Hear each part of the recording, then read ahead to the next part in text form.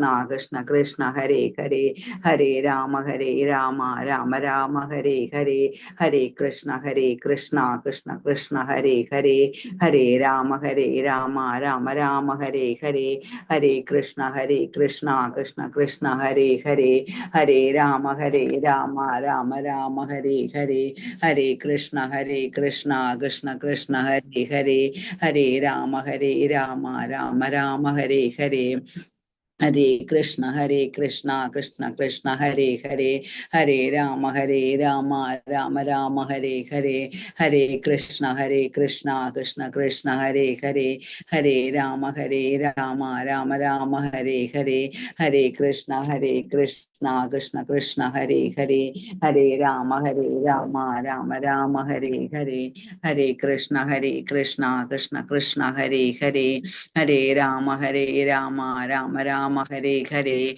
Hare Krishna Krishna Hare Hare Hare Rama Rama Rama Hare Hare Hare Krishna Krishna Hare Hare Hare Rama Rama Rama Hare Hare Hare Krishna Krishna Hare Hare Hare Rama Rama Rama Hare Hare Hare Krishna Krishna Hare Hare Hare Rama Rama Rama Hare Hare Hare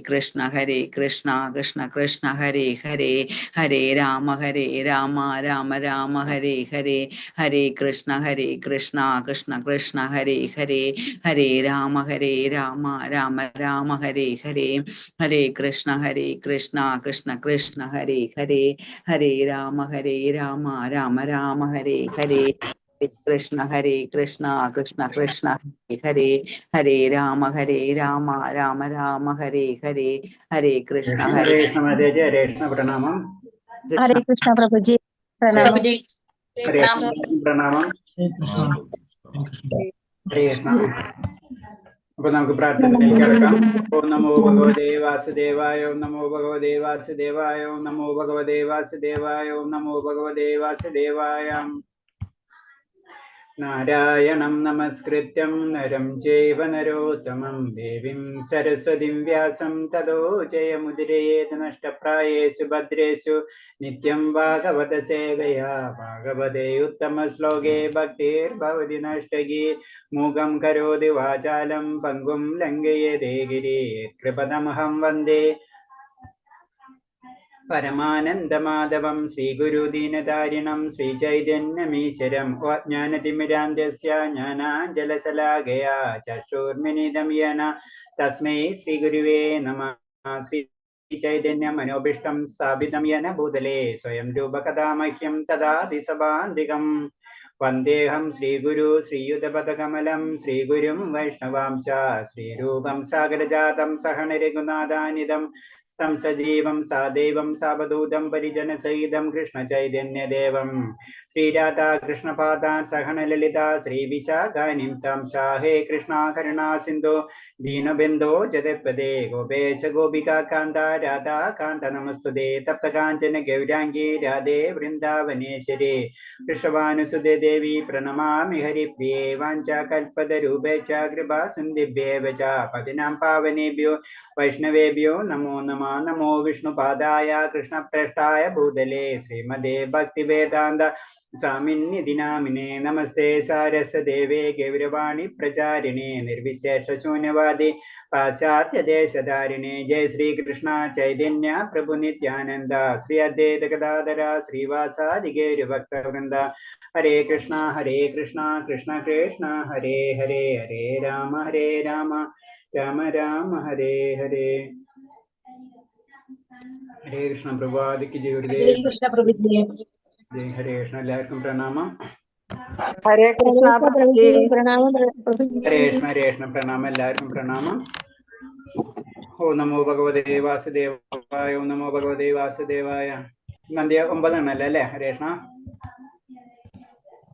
അതെ പ്രഭുജി. ഹരേ കൃഷ്ണ. ഓം നമോ ഭഗവതേ വാസുദേവായ, ഓം നമോ ഭഗവതേ വാസുദേവായ.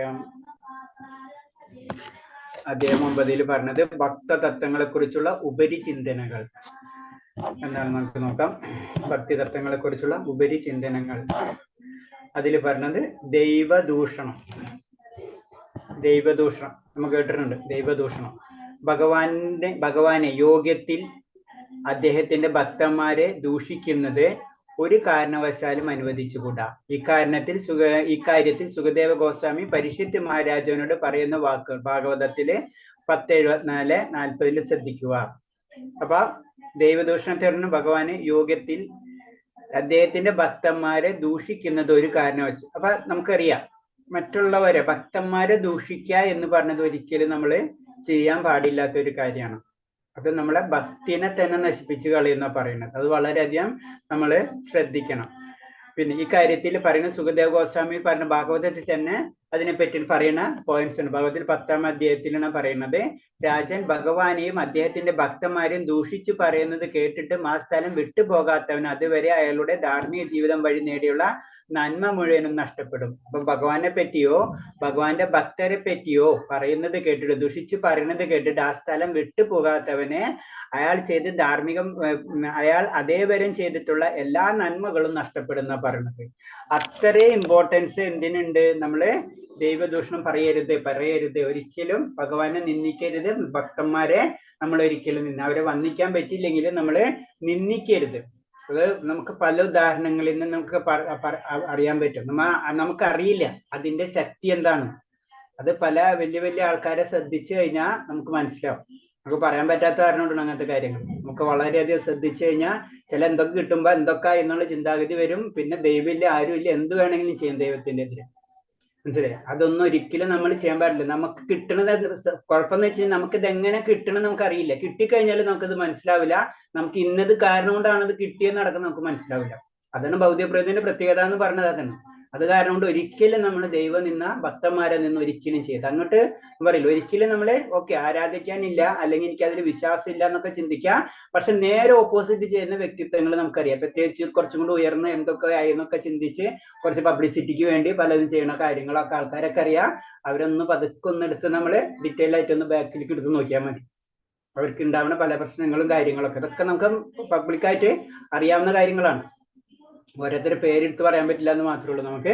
കാരണം അത് അങ്ങനെ സംഭവിച്ചിരിക്കും. അത് ഒരു സംശയമില്ല. അതെന്ന് പറഞ്ഞത് അത്രയും ഭാഗവതത്തിൽ പറയുന്ന കാര്യമാണ്. അല്ലാണ്ട് വെറുതെ മറ്റുള്ളവർ പറയുന്ന കാര്യങ്ങളല്ല അതൊക്കെ. കാരണം ആ സ്ഥലം വിട്ടു പോകാത്തവനെ അതുവരെ അയാളുടെ ധാർമ്മിക ജീവിതം വഴി നേടാനുള്ള നന്മ മുഴുവനും നഷ്ടപ്പെടും. ഒരിക്കലും ചിന്തിക്കരുത് ഭഗവാനെ നിന്ദിക്കുക എന്നുള്ളത്, ഭക്തന്മാരെ നിന്ദിക്കുക എന്നുള്ളത് നമ്മൾ ചെയ്യാനേ പാടില്ല. നമ്മൾ എന്തൊക്കെ ചെയ്തിട്ടുണ്ട് അത് മുഴുവൻ അവിടെ നിന്നുകൊണ്ട് പോകാതെ പറയുന്നത്. ഒരിക്കലും നമ്മൾ ചെയ്യരുതെന്ന് പറഞ്ഞു. അതിന്റെ ഇതെന്ന് പറയുന്നത്, അപരാധം എന്ന് പറഞ്ഞത് നമുക്ക് ഇമേജ് ചെയ്യാൻ പറ്റാത്ത രീതിയിലായിരിക്കും നമുക്കത് തിരിച്ചു കിട്ടാൻ പോകുന്നത്. അപ്പൊ അത് വളരെയധികം ശ്രദ്ധിക്കണം. അത് ചിലവർക്ക് തന്നെ അത് കിട്ടിയാലും മനസ്സിലാവില്ല. അതാണ് അതിന്റെ ഏറ്റവും രസം. ചൈതന്യ മഹാപ്രഭുവിന്റെ ശിക്ഷാഷ്ടകത്തിലെ ഒരു ശ്ലോകത്തിൽ ആശയം ഇതാണ്: ഭക്തൻ വൃക്ഷത്തെക്കാളും സഹിഷ്ണുവും പുല്ലിനേക്കാൾ വിധേയത്വമുള്ളവനുമായിരിക്കണം, എല്ലാവരെയും മാനിക്കണം, അതേസമയം ആരുടെയും ആദരവ് സ്വീകരിക്കരുത്. ഒരു ഭക്തന്റെ ലെവലിലേക്ക് വരും. ഇതിപ്പോ നമ്മളെ സംബന്ധിച്ച് വലിയതുള്ളതല്ല, കാരണം ഒരു ഭക്തന്റെ ലെവലിലേക്ക് വരുമ്പോൾ ആ ഭക്തൻ ഉണ്ടാവുന്ന ക്വാളിറ്റിയാണ് പറഞ്ഞത്. ഭക്തൻ എന്ന് പറയുമ്പോൾ ഇതാണ് ഡെഫിനിഷൻ. ദാസാന് ദാസ അതേ അവസ്ഥയായിരിക്കും. നമുക്ക് വൃക്ഷം എന്ന് പറയുമ്പോഴല്ലേ, വൃക്ഷം എന്ന് പറയുമ്പോൾ നമുക്കറിയാം അതിനെ എന്ത് ചെയ്താലും അതൊന്നും ചെയ്യില്ല അല്ലേ. ഒക്കെ എന്താ ചെയ്യാം, നമുക്ക് വേണ്ടി സഹായിച്ചുകൊണ്ടിരിക്കും അല്ലെ. വൃക്ഷം എന്താണ്, ആ വൃക്ഷത്തെ വെട്ടിക്കളയണ വരെ നമുക്ക് തണല് തരും. അതാണ് അതിന്റെ പ്രത്യേകത. അതെന്ന് പറഞ്ഞാൽ അത്രയും ലെവലിൽ നമ്മൾ വൃക്ഷത്തെക്കാൾ സഹിഷ്ണുതും പുല്ലിനേക്കാൾ എന്ത് ചെയ്താലും ഒന്നും ചെയ്യില്ല വൃക്ഷം. തിരിച്ച് അത് വീണ് വരെ നമ്മളെ സഹായിക്കുകയും ചെയ്യും. ആണ് പുല്ലിനേക്കാൾ വിധേയത്വമുള്ളവനും. എത്ര കാറ്റുണ്ടെങ്കിലും പുല്ലിങ്ങനെ താന്നു പോവുകയാണ് ചെയ്യുക അല്ലെ. ഏറ്റവും താഴ്ന്നുകൊണ്ടിരിക്കുകയാണ് ആ പുല്ല്. അതാണ് ആയിരിക്കണം. എല്ലാവരെയും മാനിക്കണം, അതേസമയം ആരുടെ ആദരവ് സ്വീകരിക്കും. നേരെ ഓപ്പോസിറ്റ്. നമ്മളെ ചിന്താഗതി നേരെയാണ്. ഞാൻ ആരും ആരാധിക്കില്ല, എന്നെ എല്ലാവരും ആരാധിക്കുന്നതാണ് ജനറൽ ആയിട്ടുള്ളത് അല്ലേ. അതല്ല, ശരിക്കും ഭക്തനാകുമ്പോ നേരെ ഓപ്പോസിറ്റിലേക്കാണ് കിടക്കേണ്ടത്. അതെന്ന് പറഞ്ഞത് അത്ര ഈസി അല്ല. നമ്മള് അതിനു വേണ്ടിയാണ് ഭഗവാനെ നമ്മൾ വിളിക്കുന്നത്. കാരണം ഈ ഭൗതിക ലോകം എന്താണെന്ന് മനസ്സിലാവണേ. നമ്മൾ ഇതിൽ നിന്ന് ഈ ഊരാക്കുടുക്കിൽ നിന്ന് നമുക്ക് രക്ഷ നേടാൻ വേണ്ടി ഭഗവാനെ വിളിക്കുക. അത് മാത്രമേ ഈ കലിയുഗത്തിലുള്ളൂ. ഇന്നലെ നമ്മളെ ചോദ്യത്തിൽ നമ്മള് നിങ്ങളോടല്ല വരുന്നത് അതിനാണ്. എപ്പോഴും ഭഗവാനെ വിളിക്കാം. ഭക്തൻ എന്ന നിലയിൽ അങ്ങേയറ്റം വിനയനാവാനും സൗമ്യനുമായ ചൈതന്യ മഹാപ്രഭു ശ്രീ നിത്യാനന്ദനെ ദേഹദ്രവം ദേഹോദ്രവം ഏൽപ്പിച്ചു എന്ന് കേട്ട മാത്രയിൽ ആ സ്ഥലം പാഞ്ഞെത്തി കുറ്റക്കാരനായ ജഗായിയെയും മദ്ദായിയെയും കൊല്ലാൻ പോലും തയ്യാറായി. ചൈതന്യമരുമന്റെ ഈ പെരുമാറ്റം വളരെ പ്രധാനപ്പെട്ടതാണ്. അത് നമ്മൾ അറിയാതെ തന്നെ നമ്മള് എന്താണ് വിനിയോഗിക്കുന്നുണ്ട്. പക്ഷെ ഭഗവാനെയോ ഭക്തനെയോ ആരെങ്കിലും ഉപദ്രവിച്ചെന്നറിയാം നമ്മൾ അറിയാതെ തന്നെ നമ്മൾ ഉള്ളിൽ നിന്ന് ആ ശക്തി പുറത്തേക്ക് വരാം. അതാണ് ഭക്തനെ പറ്റി പറയുന്നത്. ആ ലെവലിലേക്കൊക്കെയാണ് ഭക്തൻ ഉയരാം. കാരണം വളരെ സിമ്പിളാണ്. നമ്മൾ ആലോചിച്ചാൽ മതി. നമുക്ക് അത്ര ഇഷ്ടപ്പെട്ട ഒരു വ്യക്തിനെ ആരെങ്കിലും എന്തെങ്കിലും പറഞ്ഞു കഴിഞ്ഞാൽ എന്താ സംഭവിക്കുക? നമ്മൾ അറിയാതെ തന്നെ നമ്മൾ പ്രതികരിച്ചു പോകും അല്ലെ? ഇത് തന്നെയാണ് ഭക്തിയിലും. അതാണ് ഭക്തി എന്ന് പറയുന്നത്.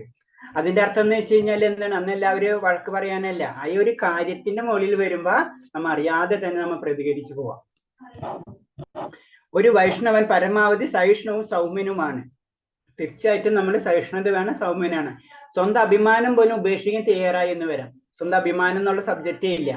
എന്നാൽ കൃഷ്ണന്റെയോ അദ്ദേഹത്തിന്റെ ഭക്തന്റെയോ അഭിമാനത്തിന്റെ കാര്യം വരുമ്പോൾ ആ അപമാനം അയാൾ സഹിക്കില്ല എന്നാണ് ഈ സംഭവം കാണിക്കുന്നത്. ഭക്തനെയോ ഭഗവാനെയോ ഇതിന്റെ അപമാനത്തിന്റെ കാര്യങ്ങൾ എന്ന് വരുന്ന അങ്ങനത്തെ കാര്യങ്ങൾ വരുമ്പോ അത് ഭക്തൻ സഹിക്കില്ല. കാരണം ഭക്തനും ഭഗവാനും അല്ലെങ്കിൽ ഭക്തനും ഭക്തന്മാര് തമ്മിലുള്ള ബന്ധം അത്രയാണ്. നമുക്ക് ഞാൻ അതിന് പറഞ്ഞത്, നമുക്ക് അത്രയും അടുത്തായിട്ട് നമ്മൾ അത്രയും ജീവന തുല്യം സ്നേഹിക്കുന്ന ഒരാൾ ആരെങ്കിലും ഉണ്ടെന്ന് വെച്ച് കഴിഞ്ഞാൽ അവർക്ക് എന്തെങ്കിലും ഒരു കാര്യം വന്നു കഴിഞ്ഞാൽ, ആരെങ്കിലും അവരെ വഴക്ക് പറയുക എന്തെങ്കിലും പറയുന്ന വെച്ച് കഴിഞ്ഞാൽ നമ്മൾ അറിയാണ്ട് പൊട്ടിത്തെറിച്ചു പോകും അല്ലെ? ഇത് തന്നെയാണ് ഭക്തി എന്ന് പറഞ്ഞാൽ. അതാണ് അത്രയും ഇന്റിമേറ്റേഷൻ, അത്രയും കോണ്ടാക്ട്സ് ഉണ്ട് ഇതിന്. അല്ലാത്തടത്തോളം കാലം നമുക്ക് അത് കിട്ടില്ല. നമ്മൾ അത്രയും കണക്ഷൻ ആകുമ്പോൾ അതിനെ ഭക്തി എന്ന് പറഞ്ഞു. ഭഗവാൻ ഇല്ലാതെ ഭഗവാനെ പറ്റി ചിന്തിക്കാതെ ഒരു നിമിഷം പോലും നിൽക്കാൻ പറ്റാത്ത ഒരു അവസ്ഥ, അതാണ് ഭക്തി. ഇത്തരം അപമാനങ്ങൾ 3 വിധത്തിൽ നേരിടാം. ദൈവദൂഷണം വാക്കുകൾ കൊണ്ടാണെങ്കിൽ അത് ചെയ്തവനെ തോൽപ്പിക്കാൻ കഴിയുമെങ്കിൽ അങ്ങനെ ചെയ്യാം. അപ്പൊ 3 തരത്തിൽ ഇങ്ങനെ നമുക്ക് ദൈവത്തിനെ അപമാനിക്കുന്ന രീതിയിലുള്ള കാര്യങ്ങൾ പറയുകയാണെങ്കിൽ നമുക്കതിന് 3 തരത്തിൽ നേരിടാം എന്ന് പറയുന്നത്. ഒന്ന് എന്ന് പറയുന്നത് എന്താണ്? അത് നമുക്കറിയാവുന്ന രീതിയിലാണ്, ആ വാക്കുകൊണ്ടാണ് അവൻ പറയണമെന്ന് വെച്ച് കഴിഞ്ഞാൽ അതിനെ വാക്കുകൊണ്ട് തന്നെ നമുക്ക് നേരിടാൻ ശ്രമിക്കുക. അതിന്റെ ശാസ്ത്ര ഗ്രന്ഥങ്ങളൊക്കെ പറഞ്ഞ് അതിനോട് ബേസ് ചെയ്ത് ആ റെഫറൻസ് ഒക്കെ പറഞ്ഞ് അവനെ തോൽപ്പിക്കാം. ഇത് അങ്ങനെ എന്താ പറഞ്ഞു, ഇങ്ങനെ എന്താ പറയുന്നൊക്കെ പറഞ്ഞ് നമുക്ക് തോൽപ്പിക്കാം. 2, അതിന് കഴിവില്ലെങ്കിൽ പിന്നെ ചെയ്യാനത് സൗമ്യനായി അവിടെ നിൽക്കുകയല്ല, സ്വന്തം ജീവൻ തന്നെ ഉപേക്ഷിക്കുകയാണ്. ഇത് 2 സാധ്യമല്ലെങ്കിൽ ആ സ്ഥലം വിട്ടുപോകുകയാണ് വേണ്ടത്. പിന്നെ പറഞ്ഞ ജീവിതം തന്നെ ഉപേക്ഷിച്ച് കളയാനാ പറയണത്. അല്ലെങ്കിലോ ആ സ്ഥലം വിട്ടുപോകുമെങ്കിലും നമ്മൾ ചെയ്യണം. ഈ പറഞ്ഞതൊന്നും ചെയ്യുന്നില്ലെങ്കിൽ അത് ഭക്തിയുടെ കാര്യത്തിൽ അയാൾ പതിത്യം സംഭവിച്ചിരിക്കുന്നു എന്ന് കരുതണം. അപ്പൊ ഇതൊന്നും നമ്മൾ ചെയ്യണില്ല എന്ന് വെച്ച് കഴിഞ്ഞാൽ എന്താണ്? നമ്മളെ ഭക്തിയിൽ നമ്മൾ അധപ്പതിച്ചിരിക്കുന്നു എന്നാണ് അതിന്റെ അർത്ഥം. കാരണം നമുക്ക് ഏറ്റവും ഇഷ്ടപ്പെട്ട ഒരു വ്യക്തിനെ പറ്റി പലരും പലത് പറയുമ്പോ അത് കേൾക്കാൻ നമുക്ക് മനസ്സുണ്ടാവാ എന്ന് പറഞ്ഞാൽ തന്നെ എന്താണ്? ആ വ്യക്തിനോട് ആ സ്നേഹമില്ല എന്നാണ് അതിന്റെ സിമ്പിൾ ആയിട്ടുള്ള കാര്യം അല്ലെ? നമുക്ക് ഇഷ്ടപ്പെട്ട ഒരു വ്യക്തിനെ ആരെങ്കിലും എന്തെങ്കിലും പറഞ്ഞിട്ട് നമ്മൾ മിണ്ടാണ്ട് അവിടെ നിൽക്കുക എന്ന് പറഞ്ഞാൽ എന്താണ്? അതിൻ്റെ അകത്ത് ആ വ്യക്തിനോട് നമുക്ക് ഇഷ്ടമില്ല. വളരെ സിമ്പിളാ. ഇത് ഈ ലോജിക്ക് തന്നെയാണ് ഇവിടെ അപ്ലൈ ചെയ്യുന്നത്. കാരണം ഭക്തിയിൽ ഭഗവാനെ കഴിഞ്ഞിട്ടുള്ള നമുക്ക് എന്തെന്ന് ചിന്തിക്കുമ്പോ ഭഗവാനെ ദൂഷിക്കുന്ന വ്യക്തികളും അതിനോടനുബന്ധിച്ചുള്ള വ്യക്തികളും കാണുകയും അതിനനുസരിച്ച് നമ്മൊന്നും പ്രതികരിക്കാതിരിക്കുക എന്ന് പറഞ്ഞു കഴിഞ്ഞാൽ നമുക്ക് അതിനനുസരിച്ച് നമ്മുടെ ഭക്തിയുടെ തലം വളരെ താഴെയാണ്. അതാണ് ഇതിൽ പറയുന്നത്. അപ്പൊ നമുക്ക് ചെയ്യാൻ പറ്റുന്നത്, ഒന്നും പറ്റിയില്ലെങ്കിൽ എന്ത് ചെയ്യാ? നമ്മൾ അവിടെ വിട്ടു പോവാ. കാരണം നമുക്കത് കേൾക്കാൻ തന്നെ പറ്റുന്നില്ല ആ ഒരു അവസ്ഥ. അപ്പൊ എന്താ ചെയ്യാ? നമ്മൾ അങ്ങനെ തന്നെയല്ലേ ചെയ്യാ. സാധാരണ രീതിയിൽ ചില കാര്യങ്ങൾ ചില വ്യക്തികളോട് നമുക്ക് വഴക്കെടുക്കാൻ പറ്റില്ല. അപ്പൊ നമ്മൾ എന്ത് ചെയ്യാ? അവിടെ നിന്ന് കേൾക്കണ്ടല്ലോ. കാരണം അപ്പൊ നമ്മൾ അവിടെ നിന്ന് പോരും. ഇത് തന്നെ ഭക്തിയിൽ നമ്മൾ ചെയ്യണം. പിന്നെ തിലകവും തുളസിമാലയും നമുക്കറിയാം, പലപ്പോഴും നമ്മൾ ചർച്ച ചെയ്തിട്ടുള്ള കാര്യമാണ് അല്ലെ? തിലകവും തുളസിമാലയും. വൈഷ്ണവർ തന്റെ ശരീരം തിലക കൊണ്ട് എങ്ങനെ മൂടി പിടിപ്പിക്കണമെന്ന് പത്മപുരാണത്തിൽ പറയുന്നുണ്ട്. അപ്പൊ ശരീരത്തിൽ നമ്മള് തിലകിടണം അല്ലെ? നമുക്കറിയാം ശരീരത്തിന് തിലകം, അതുപോലെ തന്നെ തുളസിമാല. ഇത് വൈഷ്ണവനെ സംബന്ധിച്ച് വളരെ നമ്മൾ സാധാരണ രീതിയിൽ ഒരു യൂണിഫോം ഇടുന്ന പോലെ തന്നെ നമ്മുടെ ജീവിതത്തിൽ ഒരു ദൈനംദിന കാര്യമായിട്ട് നമ്മൾ അത് കൊണ്ട് നടന്നേ പറ്റൂ. കാരണം തിലകവും അതേപോലെ തന്നെ തുളസിമാലയും നമ്മൾ ധരിച്ചിരിക്കണം എന്നാ പറയണത്. അതിൽ പത്മപുരാണത്തിൽ പറയണത് ശരീരത്തിൽ തിലകം കൊണ്ട് എങ്ങനെ മൂടി പിടിപ്പിക്കാമെന്ന് പത്മപുരാണത്തിൽ പറയുന്നുണ്ട്. കഴുത്തിലെ തുളസിമാല, ശരീരത്തിന്റെ വിവിധ ഭാഗങ്ങൾ വിഷ്ണുവിന്റെ പ്രതിരൂപമായ ചിഹ്നങ്ങൾ, 4 കൈകളും ധരിച്ചിരിക്കുന്ന ശംഖ്, ചക്ര, ഗദ, പത്മ, നെറ്റിയിലെ വിഷ്ണു തിലകം എന്നിവയുള്ളവർ വിഷ്ണു ഭക്തന്മാരാണെന്ന് മനസ്സിലാക്കണം. അപ്പൊ നമ്മൾ എന്താണ് ഭഗവാന്റെ ഒരു ഇതനുസരിച്ച് വൈഷ്ണവ് എന്നുള്ള രീതിയിൽ നമ്മൾ തുളസിമാല ഇടണം. ഒന്ന്. രണ്ടാമത്തെ എന്ന് പറയുന്നത് നമ്മൾ തിലകം നമ്മൾ ധരിച്ചിരിക്കണം. ശരീരത്തിന്റെ 12 ഭാഗങ്ങളില് തിലകം നമ്മൾ ധരിച്ചിരിക്കണം എന്നാ പറയുന്നത്. നെറ്റിയിൽ വിഷ്ണു തിലകം, നെറ്റിയില് നമുക്ക് ഓരോ തിലകത്തിന് ഓരോ സ്ഥാനമുണ്ട്. അതേപോലെ തന്നെ ഓരോ മന്ത്രങ്ങളുണ്ട്. ആ മന്ത്രങ്ങൾ ചൊല്ലിയിട്ട് ശരിക്കും എന്ത് പറയണമെന്ന് വെച്ച് കഴിഞ്ഞാൽ അതിൽ പലതരം മീനിങ്ങുകളുണ്ട്. ഒരു മീനിങ് എന്ന് പറയുമ്പോ നമ്മളെ ശരീരത്തിൽ വൈകുണ്ഠനാഥന്മാരെ നമ്മള് സമർപ്പിക്കുകയാണ്. അത്തരം പ്രൊട്ടക്ഷൻ നമുക്ക് കിട്ടണതാണ്. ഈ എല്ലാ പൊസിഷനിലും ഭഗവാനെ തന്നെ നമ്മളെ ശരീരം ഭഗവാന് കൊടുക്കുകയും ഭഗവാന്റെ അതായത് ഭഗവാന്റെ വിസ്തരണങ്ങൾ നമ്മളെ ശരീരത്തിൽ കൊണ്ടുവരികയാണ് ചെയ്യുന്നത്. അതാണ് അതിന്റെ അർത്ഥം. അപ്പൊ ഒരേ വൈകുണ്ഠനാഥന്മാർ ഒരേ സ്ഥലത്തും ഭഗവാനെ അവിടെ സങ്കല്പിച്ചിരുത്താണ് നമ്മൾ ചെയ്യുന്നത്. ഒന്ന്. രണ്ടാമത്തെന്ന് പറഞ്ഞാൽ മാല എന്നാണ് തുളസി മാല, അല്ലെ?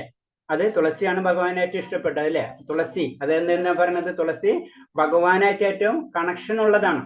അപ്പൊ എന്താണ് അത് ശരിക്കും പറഞ്ഞ ഗോപിക എന്നുള്ള രീതിയിലാണ്. നമ്മളെ വേറെ രീതിയിൽ എടുക്കുകയാണെന്ന് വെച്ച് കഴിഞ്ഞാൽ ഒരു ഗോപികയായി മാറണം നമ്മള് ഭഗവാന്റെ.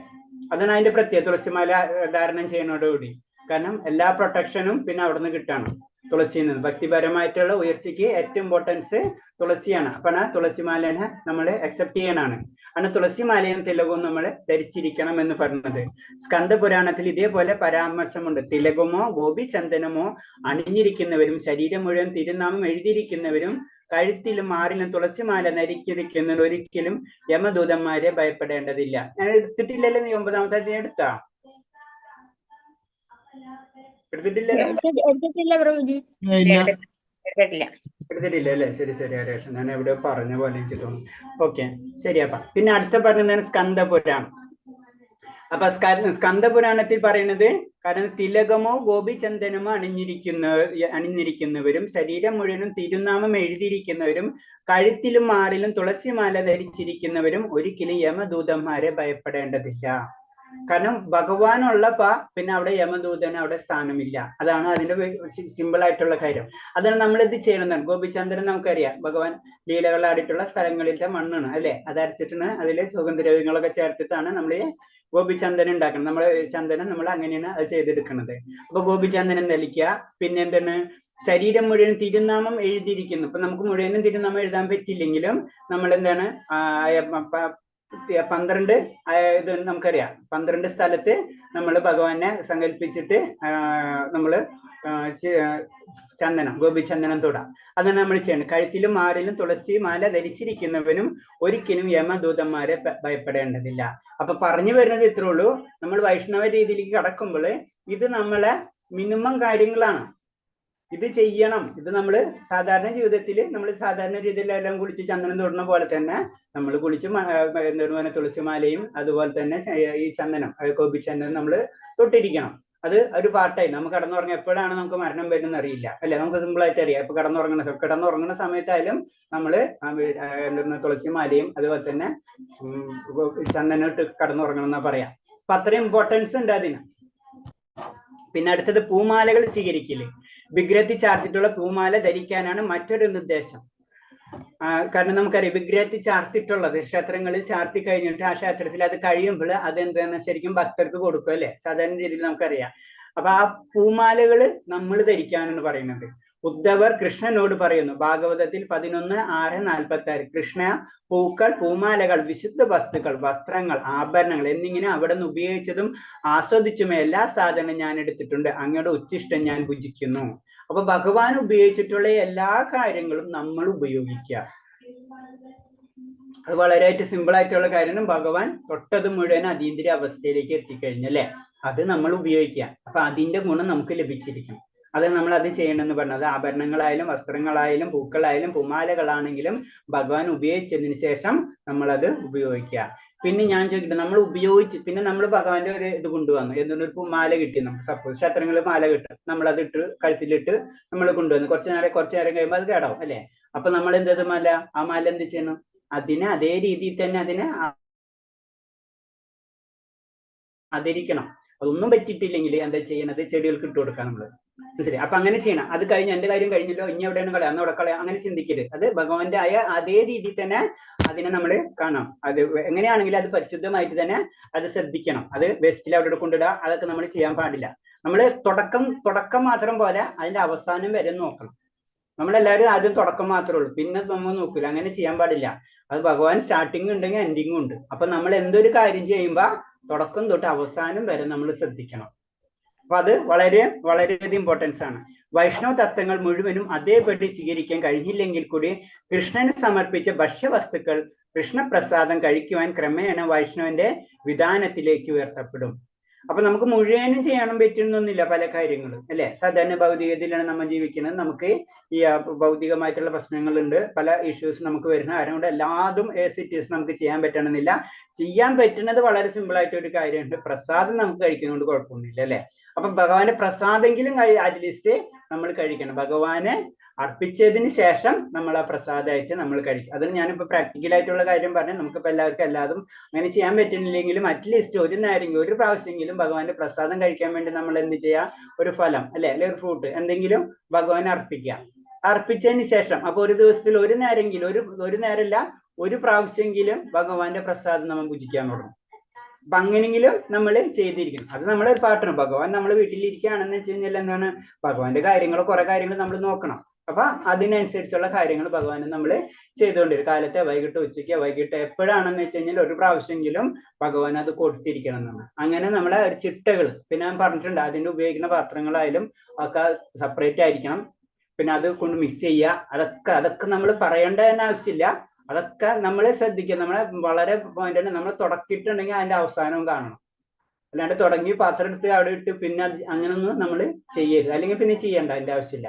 നമുക്ക് 100% പെർഫെക്ഷൻ ആകാൻ ശ്രമിക്കുക. അപ്പോൾ ഏറ്റവും ചുരുങ്ങിയത് ഇതെങ്കിലും നമ്മൾ ചെയ്യാം.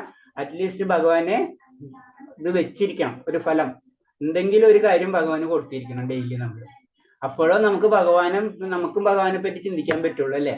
വളരെ എന്നിട്ട് നമ്മൾ അത് കഴിക്കുക, ഒരു കുഴപ്പമില്ല. അത് നമ്മളെ മരുന്നാണ്.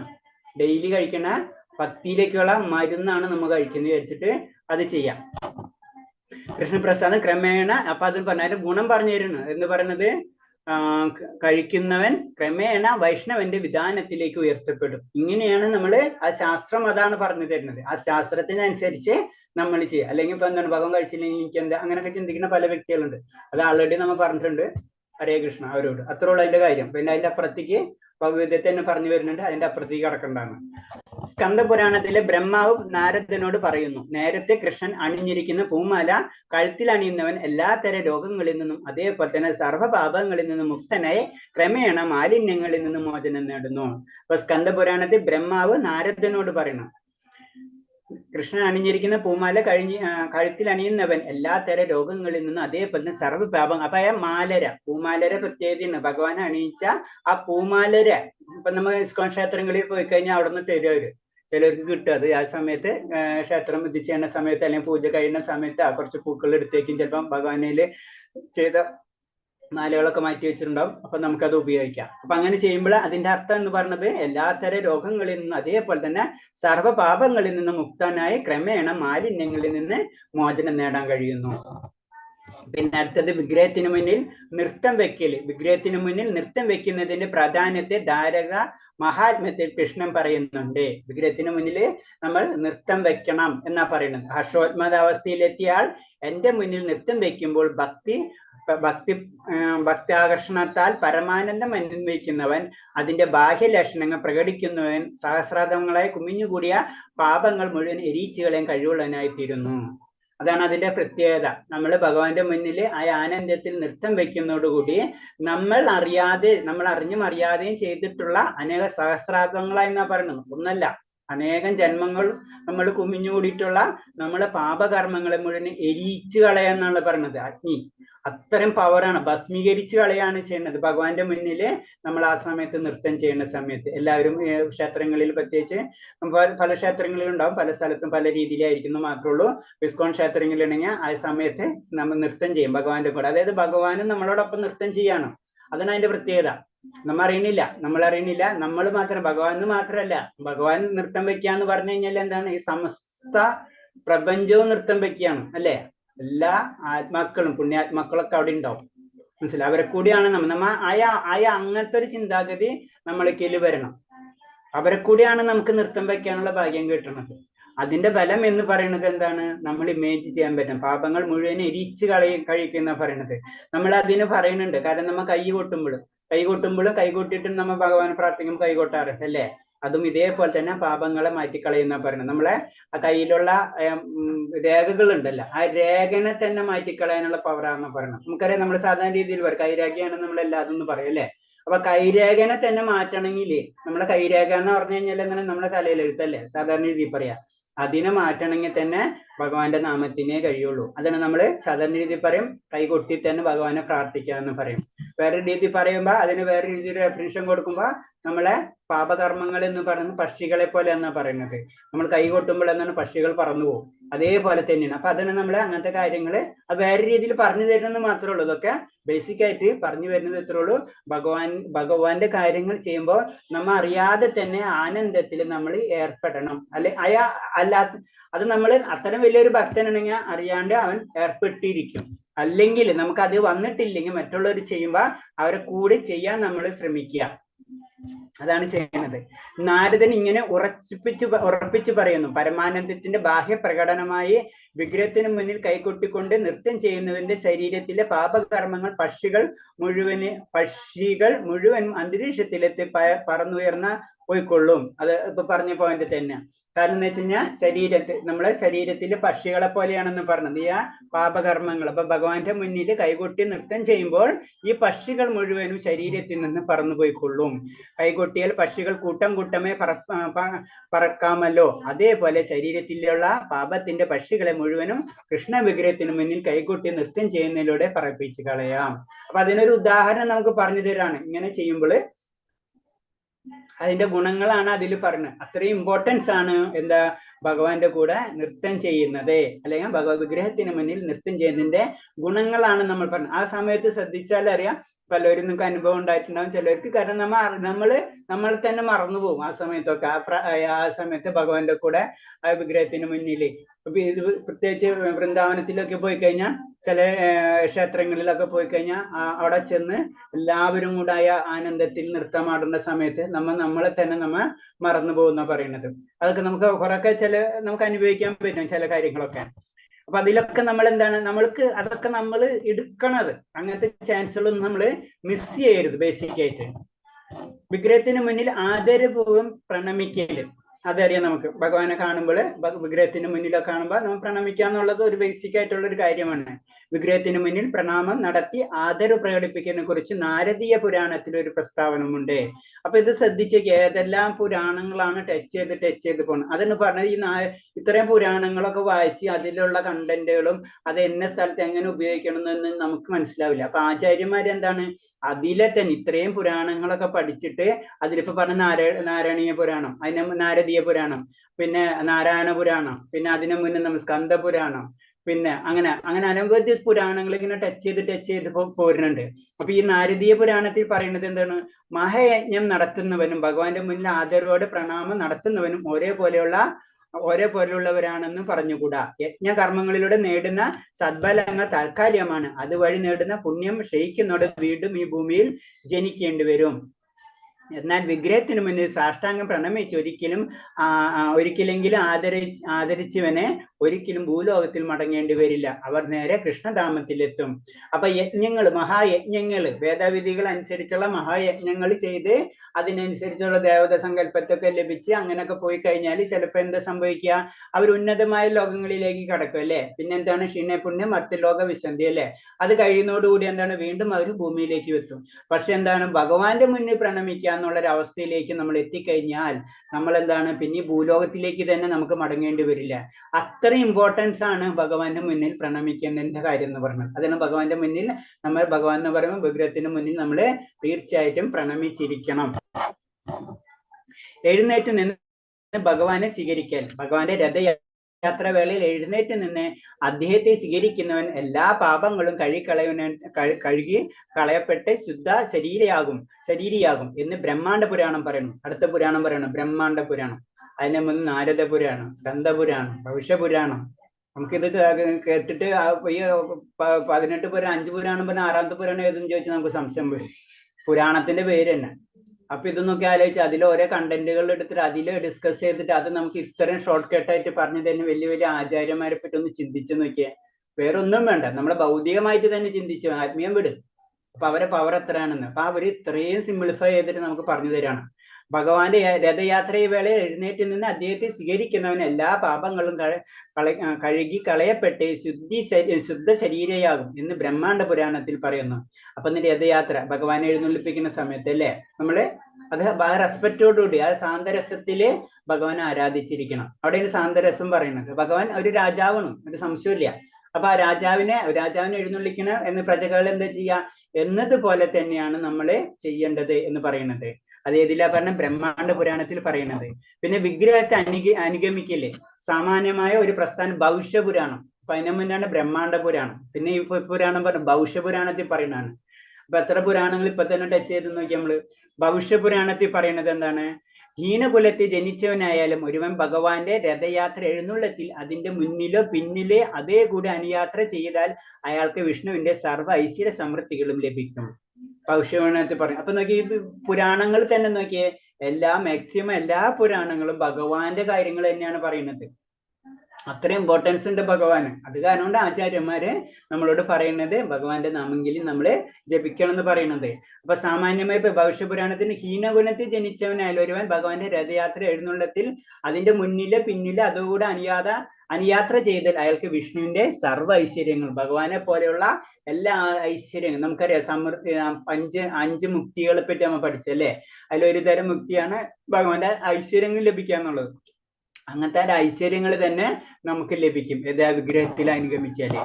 പിന്നെ വിഷ്ണു ക്ഷേത്രമോ തീർത്ഥാടന കേന്ദ്രമോ സന്ദർശിക്കല്. നമുക്കറിയാം വിഷ്ണു ക്ഷേത്രം ഭഗവാന്റെ ക്ഷേത്രങ്ങൾ സന്ദർശിക്കുക. അതുപോലെ തന്നെ തീർത്ഥം ജലം നമുക്കറിയാം. അതായത് പുണ്യസ്ഥാനം അങ്ങനത്തെ സ്ഥലങ്ങളൊക്കെ സന്ദർശിക്കല്. വൃന്ദാവനം, മധുര, ദ്വാരക തുടങ്ങിയ തീർത്ഥാടന കേന്ദ്രങ്ങൾ സന്ദർശിക്കുന്നവർ വാഴ്ത്തപ്പെട്ടവരാണ്. ഭൗതികാസ്തിത്വത്തിന്റെ മരുപ്രദേശങ്ങൾ താങ്ങാൻ ഇത്തരം യാത്ര സഹായിക്കുമെന്ന് പുരാണങ്ങൾ പറയുന്നു. അപ്പൊ ഇവിടെ പറയുന്നത് പ്രത്യേകിച്ച് 3 കാര്യമാണ് ഭഗവാനായിട്ട് ഏറ്റവും ഇമ്പോർട്ടന്റ് ആയിട്ടുള്ള 3 സ്ഥലങ്ങളാണ് ഉള്ളത്. ബാക്കിയില്ല എന്നല്ല, ജനറൽ ആയിട്ട് പറയുമ്പോൾ വൃന്ദാവനം, മധുര, ദ്വാരക അല്ലെ. അപ്പൊ തുടങ്ങിയ തീർത്ഥാടന കേന്ദ്രങ്ങൾ സന്ദർശിക്കുന്നവർക്ക് വാഴ്ത്തപ്പെട്ടവരാണ്. അവർ അത്തരം ഉയർന്ന ലെവലിലുള്ള വ്യക്തികളായി തീരും. കാരണം എന്ന് വെച്ചാൽ ഭൗതികത നമ്മൾ എന്താണ് ഇങ്ങനത്തെ തീർത്ഥസ്ഥലത്തിന് പോകുന്നത്? കാരണം ഈ ഭൗതികതയിൽ നിന്ന് കുറച്ച് സാധാരണ ജനറൽ ആയിട്ട് എന്താണ് ഈ ഭൗതികതയിൽ നിന്ന് കുറച്ച് മാറി നിൽക്കാൻ നമ്മൾ ആഗ്രഹിക്കും അല്ലെ. അവിടെ ചെല്ലുമ്പോൾ നമ്മൾ അറിയാത്തൊരു അനുഭൂതി നമുക്ക് ലഭിക്കാൻ തുടങ്ങും. അപ്പോഴാണ് നമ്മൾ പിന്നെ കൂടുതൽ ചിന്തിക്കാൻ തുടങ്ങുക. അതാണ് തീർത്ഥസ്ഥലത്തിന്റെ പ്രത്യേകത, അതാണ് വിഷ്ണു ക്ഷേത്രത്തിന്റെ പ്രത്യേകത. അതാണ് മരുപ്രദേശങ്ങൾ എന്ന് പറഞ്ഞത്. ഈ ഭൗതികാസ്തിത്വത്തിൽ നിന്ന് മരുപ്രദേശമാണ്, അവിടെ ഒന്നുമില്ല ഈ ഭൗതിക ലോകത്തില്. അത് താണ്ടിയാലോ നമുക്ക് എവിടെ എത്തുള്ളൂ? ഭഗവാന്റെ ലോകത്തിലായ ആനന്ദത്തിലേക്ക് നമ്മൾ എത്തുള്ളൂ. അപ്പൊ അതിനുള്ള വഴിയാണ് ശരിക്കും തീർത്ഥാടനവും വിഷ്ണു ക്ഷേത്രമൊക്കെ. അപ്പൊ നമ്മൾ അവിടെ പോകുന്നതോടുകൂടി ഈ മരുപ്രദേശം നമുക്ക് പതുക്കെ താണ്ടാനുള്ള കഴിവ് നമുക്ക് ലഭിച്ചിരിക്കും. ഹരിഭക്തി സുധോദയം പറയുന്നു, കൃഷ്ണപദത്തിൽ ഭക്തിയുത സേവനത്തിൽ ഉത്തേജിതരായി വിഷ്ണു ക്ഷേത്രത്തിൽ പ്രതിഷ്ഠാമൂർത്തിയെ ദർശിക്കാൻ പോകുന്നവർക്ക് പിന്നീട് ഒരിക്കലും അമ്മയുടെ ഗർഭമാകുന്ന കാരാഗ്രഹവാസം അനുഷ്ഠിക്കേണ്ടി വരില്ല. ഹരിഭക്തി സുധോദയം അതുപോലെ തന്നെ ആത്മീയമായ ഗ്രന്ഥമാണ്, ആചാര്യന്മാർ രചിച്ചതാണ്. അപ്പൊ അതിൽ പറയുമ്പോൾ കൃഷ്ണബോധത്തിൽ ഭക്തി, അതായത് വിഷ്ണു ക്ഷേത്രത്തിൽ പ്രതിഷ്ഠമൂർത്തി ദർശിക്കുന്നവൻ വിഷ്ണു ക്ഷേത്രത്തിൽ പോയ ക്ഷേത്ര ദർശനത്തിന് അത്ര ഇമ്പോർട്ടൻസ് കൊടുക്കുന്നുണ്ട്. ക്ഷേത്ര ദർശനത്തിന് ഇമ്പോർട്ടൻസ് കുറയ്ക്കല്ല പാടില്ല, ക്ഷേത്ര ദർശനത്തിന് ഇമ്പോർട്ടൻസ് കൂടുതൽ കൊടുക്കുകയാണ് ചെയ്യുന്നത്. കാരണം ഇതൊക്കെ എന്താണ് നമ്മളെ ആത്മീയ യാത്രയിലെ പല പടികളാണ് നമ്മളെ. അപ്പൊ നമുക്കിങ്ങനെ പെട്ടെന്ന് പടികളും ഇല്ലാണ്ട് നമുക്ക് 18ാം പടിയിൽ ഒറ്റയടിക്കാൻ കയറാൻ പറ്റില്ല അല്ലെ. 1 പടി 2 പടി 3 പടി ഇങ്ങനെ കയറി തന്നെ പോകണം.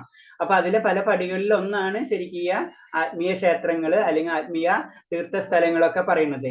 അപ്പൊ അവിടെ പോയി കഴിഞ്ഞാൽ അതും വീണ്ടും നമുക്ക് ഉദാഹരണ സഹിതം പറയുന്നതാണ് ഗർഭമാകുന്ന കാരാഗ്രഹവാസം. അപ്പൊ ഗർഭാവസ്ഥ എന്ന് പറഞ്ഞാൽ നമുക്കറിയാം അത് കാരാഗ്രഹം തന്നെയാണ് അല്ലെ. ശരിക്കും ഒരു ജയിലിന്റെ ഉള്ളിൽ പിടിച്ചിട്ടിരിക്കുന്ന പോലെ തന്നെ നമ്മള് ശരിക്കും അതിനെപ്പറ്റി നമുക്കറിയാം. കാരണം എന്ന് വെച്ചാൽ ഭഗവാനോട് ആ സമയത്ത് നമ്മൾ പ്രാർത്ഥിക്കുന്നുണ്ട്. കാരണം ഭഗവാനെ ഈ കാരാഗ്രഹത്തിൽ നിന്ന് രക്ഷിച്ചു കഴിഞ്ഞാൽ പിന്നെ ഞാൻ ഭഗവാന്റെ നാമം മാത്രമല്ല ഭഗവാന്റെ സ്മരണയിലേക്ക് മാത്രം സ്മരണ മാത്രമേ എനിക്ക് ഉണ്ടാവുള്ളൂ എന്നൊക്കെ പറയുന്നുണ്ട്. അത് കഴിഞ്ഞിട്ട് പിന്നെ വീണ്ടും ഭൗതിക ലോകത്തിലേക്ക് വരുന്നതോടുകൂടി നമ്മൾ പിന്നെ മാറുകയാണ് ചെയ്യുന്നത്. ഭൗതിക ലോകത്തിൽ വന്ന് മായയില് അകപ്പെടുന്നതാണ് നമ്മൾ ചെയ്യുന്നത്. നമ്മൾ അവിടെ നിന്നിട്ടാണ് കരച്ചിൽ തുടങ്ങുന്നതല്ലേ. കരച്ചിൽ തുടങ്ങിയില്ലാണ് എല്ലാവർക്കും വിഷമം. സത്യത്തിൽ പറഞ്ഞാൽ അത് തന്നെയാണ്, അവിടെ നിന്നോട് കരയുന്നത് നമ്മൾ തുടങ്ങുന്നത് തന്നെ. പെറ്റു വീഴുന്ന നിമിഷത്തിൽ തന്നെ ഗർഭപാത്രത്തിലെ ജീവിതകാലത്തിലെ പ്രയാസം മുഴുവനും ബദ്ധാത്മാക്കൾ മറന്നു പോകുന്നു. അതാണ് പറഞ്ഞത്. അവിടെ എത്തുന്ന വരെയും, ഭൗതിക ലോകത്ത് എത്തുന്ന വരെ നമ്മൾ പ്രയാസങ്ങളായിരിക്കും. നമ്മൾ നേരിട്ട് ഭഗവാനെ കാണുകയും സംസാരിക്കണം പോലെയും ചെയ്യും. കാരണം ആ സമയത്ത് നമ്മൾ എല്ലാ വിഷമങ്ങളും ഭഗവാനോട് പറഞ്ഞുകൊണ്ടിരിക്കുകയാണ്. പക്ഷെ എന്താണ് സംഭവിക്കുന്നത്? നമ്മൾ ഇവിടെ നിന്ന് ഇറങ്ങിക്കഴിഞ്ഞാൽ പിന്നെ നമ്മൾ ഇതൊക്കെ മറന്നുപോകും. ഏതൊരു വേദനാകരവും ഭീമാകരവും അനുഭവമാണിത്. ഈ ഭൗതിക അവസ്ഥയിൽ നിന്ന് രക്ഷ നേടാൻ കൃഷ്ണാവബോധത്തോടെ വിഷ്ണു ക്ഷേത്രം സന്ദർശിക്കാനാണ് ഉപദേശം. അപ്പൊ ഇതിൽ നിന്ന് രക്ഷ നേടാൻ വേണ്ടി, ഈ കാലഗ്രഹത്തിൽ നിന്ന് രക്ഷ നേടണമെങ്കിൽ നമ്മൾ എന്താണ്? വിഷ്ണു ക്ഷേത്രം ദർശിച്ചിരിക്കണം. ഭൗതിക ജന്മമെന്ന കപടാവസ്ഥയിൽ നിന്നും വളരെ വേഗം രക്ഷ പ്രാപിക്കാൻ അതാണ് ഏകമാർഗം. അപ്പൊ കപടം ശരിക്കും ഭൗതിക ജന്മം എന്നൊക്കെ പറഞ്ഞ കപടാവസ്ഥ എന്നാ പറയുന്നത്. കാരണം എന്ന് വെച്ച് കഴിഞ്ഞാൽ അതിലൊന്നും ഒരു കാര്യമില്ല. കാരണം ഇത് റിപ്പീറ്റേഷൻ, ഒന്ന് കഴിയുമ്പോഴേക്കും അടുത്തത്, അടുത്ത് കഴിഞ്ഞാൽ അടുത്തത്, ഇങ്ങനെ റൊട്ടേഷൻ ഇങ്ങനെ ചെയ്യുന്നുണ്ട്. ഒരു ജന്മം കഴിഞ്ഞാൽ അടുത്ത ജന്മം തന്നെ. നമ്മുടെ ജീവിതം തന്നെ അല്ലാണ്ട് തന്നെ നമ്മൾ ശ്രദ്ധിച്ചു കഴിഞ്ഞാൽ നമ്മുടെ ജീവിതം പറഞ്ഞ് വെറുതെ ഇങ്ങനെ എന്തിനോ വേണ്ടി ഇങ്ങനെ കറങ്ങിക്കൊണ്ടിരിക്കുകയാണ്. അപ്പൊ ജന്മവും അതുപോലെ തന്നെയാണ്. അതെന്ന് പറഞ്ഞത് ഭൗതിക ജന്മം എന്ന കപടാവസ്ഥയിൽ നിന്ന് വളരെ വേഗം രക്ഷ പ്രാപിക്കുക, അതാണ് ഏകമാർഗം. അതിനു വേണ്ടിയാണ് നമ്മൾ ചെയ്യേണ്ടത്. നമ്മളെല്ലാ കർമ്മങ്ങളും നമ്മുടെ സ്വരൂപാവസ്ഥ വീണ്ടെടുക്കുക, അതാണ് ലക്ഷ്യം. അതായത് നിത്യദാസ എന്നുള്ള അവസ്ഥ എത്തിക്കാൻ വേണ്ടിയാണ് നമ്മൾ എല്ലാ കാര്യങ്ങളും ചെയ്യേണ്ടത്. വിഷ്ണു ക്ഷേത്രത്തിലുള്ള പ്രദക്ഷിണം വെക്കൽ. ഇപ്പൊ നമുക്ക് ഭഗവാന്റെ ക്ഷേത്രം പ്രദക്ഷിണം വെക്കൽ അല്ലെ. വിഷ്ണു വിഗ്രഹത്തെ പ്രദക്ഷിണം വെക്കുന്നയാളിനെ ജനന മരണങ്ങളുടെ പുനരാവർത്തി രൂപമായ പ്രദക്ഷിണ സഞ്ചാരം ഒഴിവാക്കാനാകും. അതിന്റെ ലക്ഷ്യം എന്താണ്? ഭഗവാനെ നമ്മൾ പ്രദക്ഷിണം വെക്കണം. വിഷ്ണു ക്ഷേത്രത്തിൽ പ്രദക്ഷിണം വെക്കുക എന്ന് പറഞ്ഞാൽ എന്താണ്? അല്ലെങ്കിൽ നമ്മൾ ഈ ജീവിതം മുഴുവൻ ഇങ്ങനെ പ്രദക്ഷിണമാണ് അല്ലെ. നമ്മളെ പല ജന്മങ്ങളിൽ കൂടെ ഇങ്ങനെ കറങ്ങിക്കൊണ്ടിരിക്കുകയാണ്. ഇതിൽ കറക്ക നിർത്താം. അതാണ് പറഞ്ഞത് ജനന മരണങ്ങളുടെ പുനരാവർത്തി രൂപമായ പ്രദക്ഷിണ സഞ്ചാരം ഒഴിവാക്കാനാകും. ഏത്? വിഷ്ണു ക്ഷേത്രത്തിൽ പ്രദക്ഷിണം വെച്ച് കഴിഞ്ഞാൽ എന്ന് ഹരിഭക്ത സുധോദയം പറയുന്നു. ഭക്തി ഭൗതികാസ്തിത്വം ഹേതുവായാൽ ജനന മരണങ്ങളുടെ പുനരാവർത്തനത്തിന് ഉപരമായ ചുറ്റി സഞ്ചാരം നടത്തുന്നു. ഇതിനൊരു പരിഹാരമാണ് ക്ഷേത്ര വിഗ്രഹത്തിനുള്ള വലം വെക്കൽ. അപ്പൊ നമ്മൾ ക്ഷേത്രത്തിൽ വലം വെച്ചിരിക്കണം, പ്രദക്ഷിണം വെച്ചിരിക്കണം. അതിന്റെ ഉദ്ദേശം ഇതാണ്. മെയിനായിട്ട് പല മീനിങ്ങുകൾ ഉണ്ടെങ്കിലും നമ്മളെ രീതിയിൽ പറയുമ്പോൾ അതിന്റെ ഉദാഹരണം പറയുന്നത്, ഈ പ്രദക്ഷിണം വെച്ച് കഴിഞ്ഞാൽ വീണ്ടും നമുക്ക് ജനന മരണ ചക്രങ്ങളിൽ നിന്ന് ജനന മരണ ചക്രങ്ങളിൽ ഇടപെടേണ്ട ആവശ്യം വരില്ല. അതിൽ നമ്മൾ ചെന്ന് വീണ്ടും വീഴുകയില്ല. ശ്രാവണ മാസത്തിന്റെ തുടക്കം കൃഷ്ണബോധം പ്രചരിപ്പിക്കാനായി ഊരി ചുറ്റി സഞ്ചരിക്കുക പതിവായിട്ടുള്ള പുണ്യാത്മാക്കൾ ഈ 4 മാസക്കാലം എവിടെയെങ്കിലും സാധാരണ ഏതെങ്കിലും പുണ്യഭൂമിയിൽ താമസിക്കുന്നു. ചതുർമാസം 4 മാസം ഉണ്ട്, 12 മാസം 4 മാസം വലിയ വലിയ ആചാര്യന്മാര് പുണ്യാത്മാക്കള് അവരെവിടെയെങ്കിലും ഒരു പുണ്യഭൂമിയിൽ താമസിച്ച് കൂടുതലും ഭക്തിപരമായിട്ടുള്ള കാര്യങ്ങൾ ചെയ്തുകൊണ്ടിരിക്കും. അതാണ് അതിന്റെ സമയത്തിന്റെ പ്രത്യേകത. ഹരേ കൃഷ്ണ, ഒരു സംശയം ചോദിച്ചോട്ടെ? ലാസ്റ്റ് കഴിഞ്ഞിട്ട് ചോദിക്കാം. അതെ, നോട്ട് ചെയ്ത് വെച്ചോളൂ. മറന്നു. ഹരേ കൃഷ്ണ. നോട്ട് ചെയ്ത് വെച്ചോ, ജസ്റ്റ് പേപ്പറിലൊന്ന് നോട്ട് ചെയ്ത് വെച്ച് ചോദിച്ചാൽ മതി. അല്ലെങ്കിൽ ഞാൻ പറയുന്ന പോയിന്റ്സ് ഞാൻ മറന്നു. ഹരേ കൃഷ്ണ.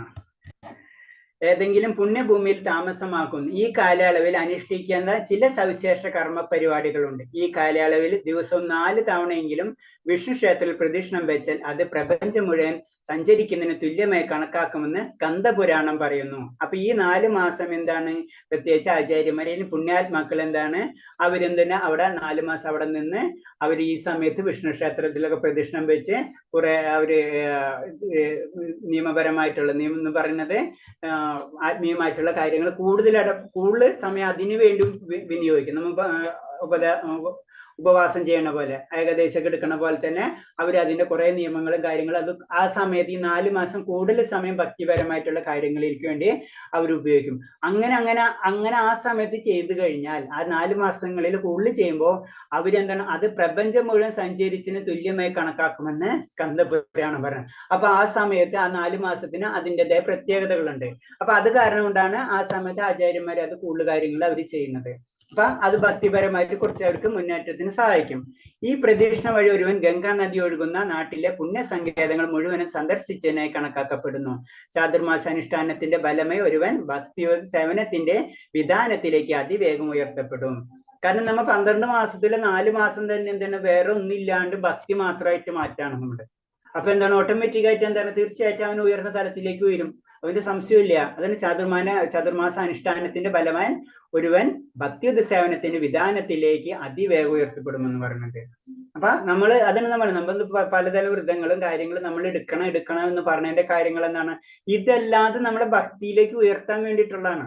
അത് ഭക്തിയല്ല ശരിക്കും, അത് ഭക്തിയിലേക്ക് ഉയർത്താനുള്ള മാർഗങ്ങൾ മാത്രമാണ്. അതിന് നമ്മൾ എപ്പോഴും പറയാം, നമ്മൾ ഭക്തി പ്രാക്ടീസ് ചെയ്തുകൊണ്ടിരിക്കണം. ഭക്തി പ്രാക്ടീസ് ചെയ്ത് ആ തലത്തിലേക്ക് നമ്മൾ ഇത്രയും പഠിച്ചു കഴിഞ്ഞാൽ പല ഒരു തലമല്ല, പല തലങ്ങളുണ്ട്. അങ്ങനെ പല തലങ്ങളിലേക്ക് ഒരു ശബരിമല പോകണമെങ്കിൽ 18 പടി നടക്കണം അല്ലെ? അപ്പൊ അത്രയും ഓരോ തലങ്ങളാണ്. ആ തലങ്ങളിലേക്ക് കയറിയാലേ നമ്മളായ അവിടെ എത്തുള്ളൂ. അഹം ബ്രഹ്മാസ്മിന്നോ ഏത് ലെവലിനെ, അല്ലെങ്കിൽ ഭഗവാന്റെ പ്രേമെന്നോ, അല്ലെങ്കിൽ മുക്തിതലമാണെന്നോ, അല്ലെങ്കിൽ അതീന്ദ്ര തലമെന്നോ ഏത് രീതിയിൽ നമുക്ക് ഡിഫൈൻ ചെയ്യാം. ബേസിക് ആയിട്ട് ലാസ്റ്റ് നമ്മൾ എത്തേണ്ടത് പ്രേമഭക്തിയിലേക്കാണ്.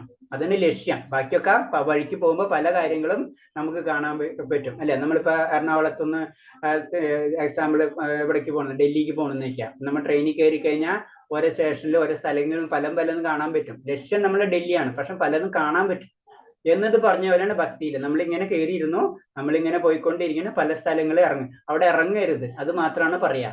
കാരണം അതാണെന്ന് വെച്ചിട്ട് അവിടെ ഇറങ്ങി പോയി കഴിഞ്ഞാൽ നമ്മൾ ഡൽഹിയിൽ എത്തില്ല എന്നത് പറഞ്ഞ പോലെയാണ് ഭക്തിയിൽ നമ്മൾ എപ്പോഴും നമ്മൾ പരിശ്രമിച്ചുകൊണ്ടിരിക്കണം എന്ന് പറയുന്നത്.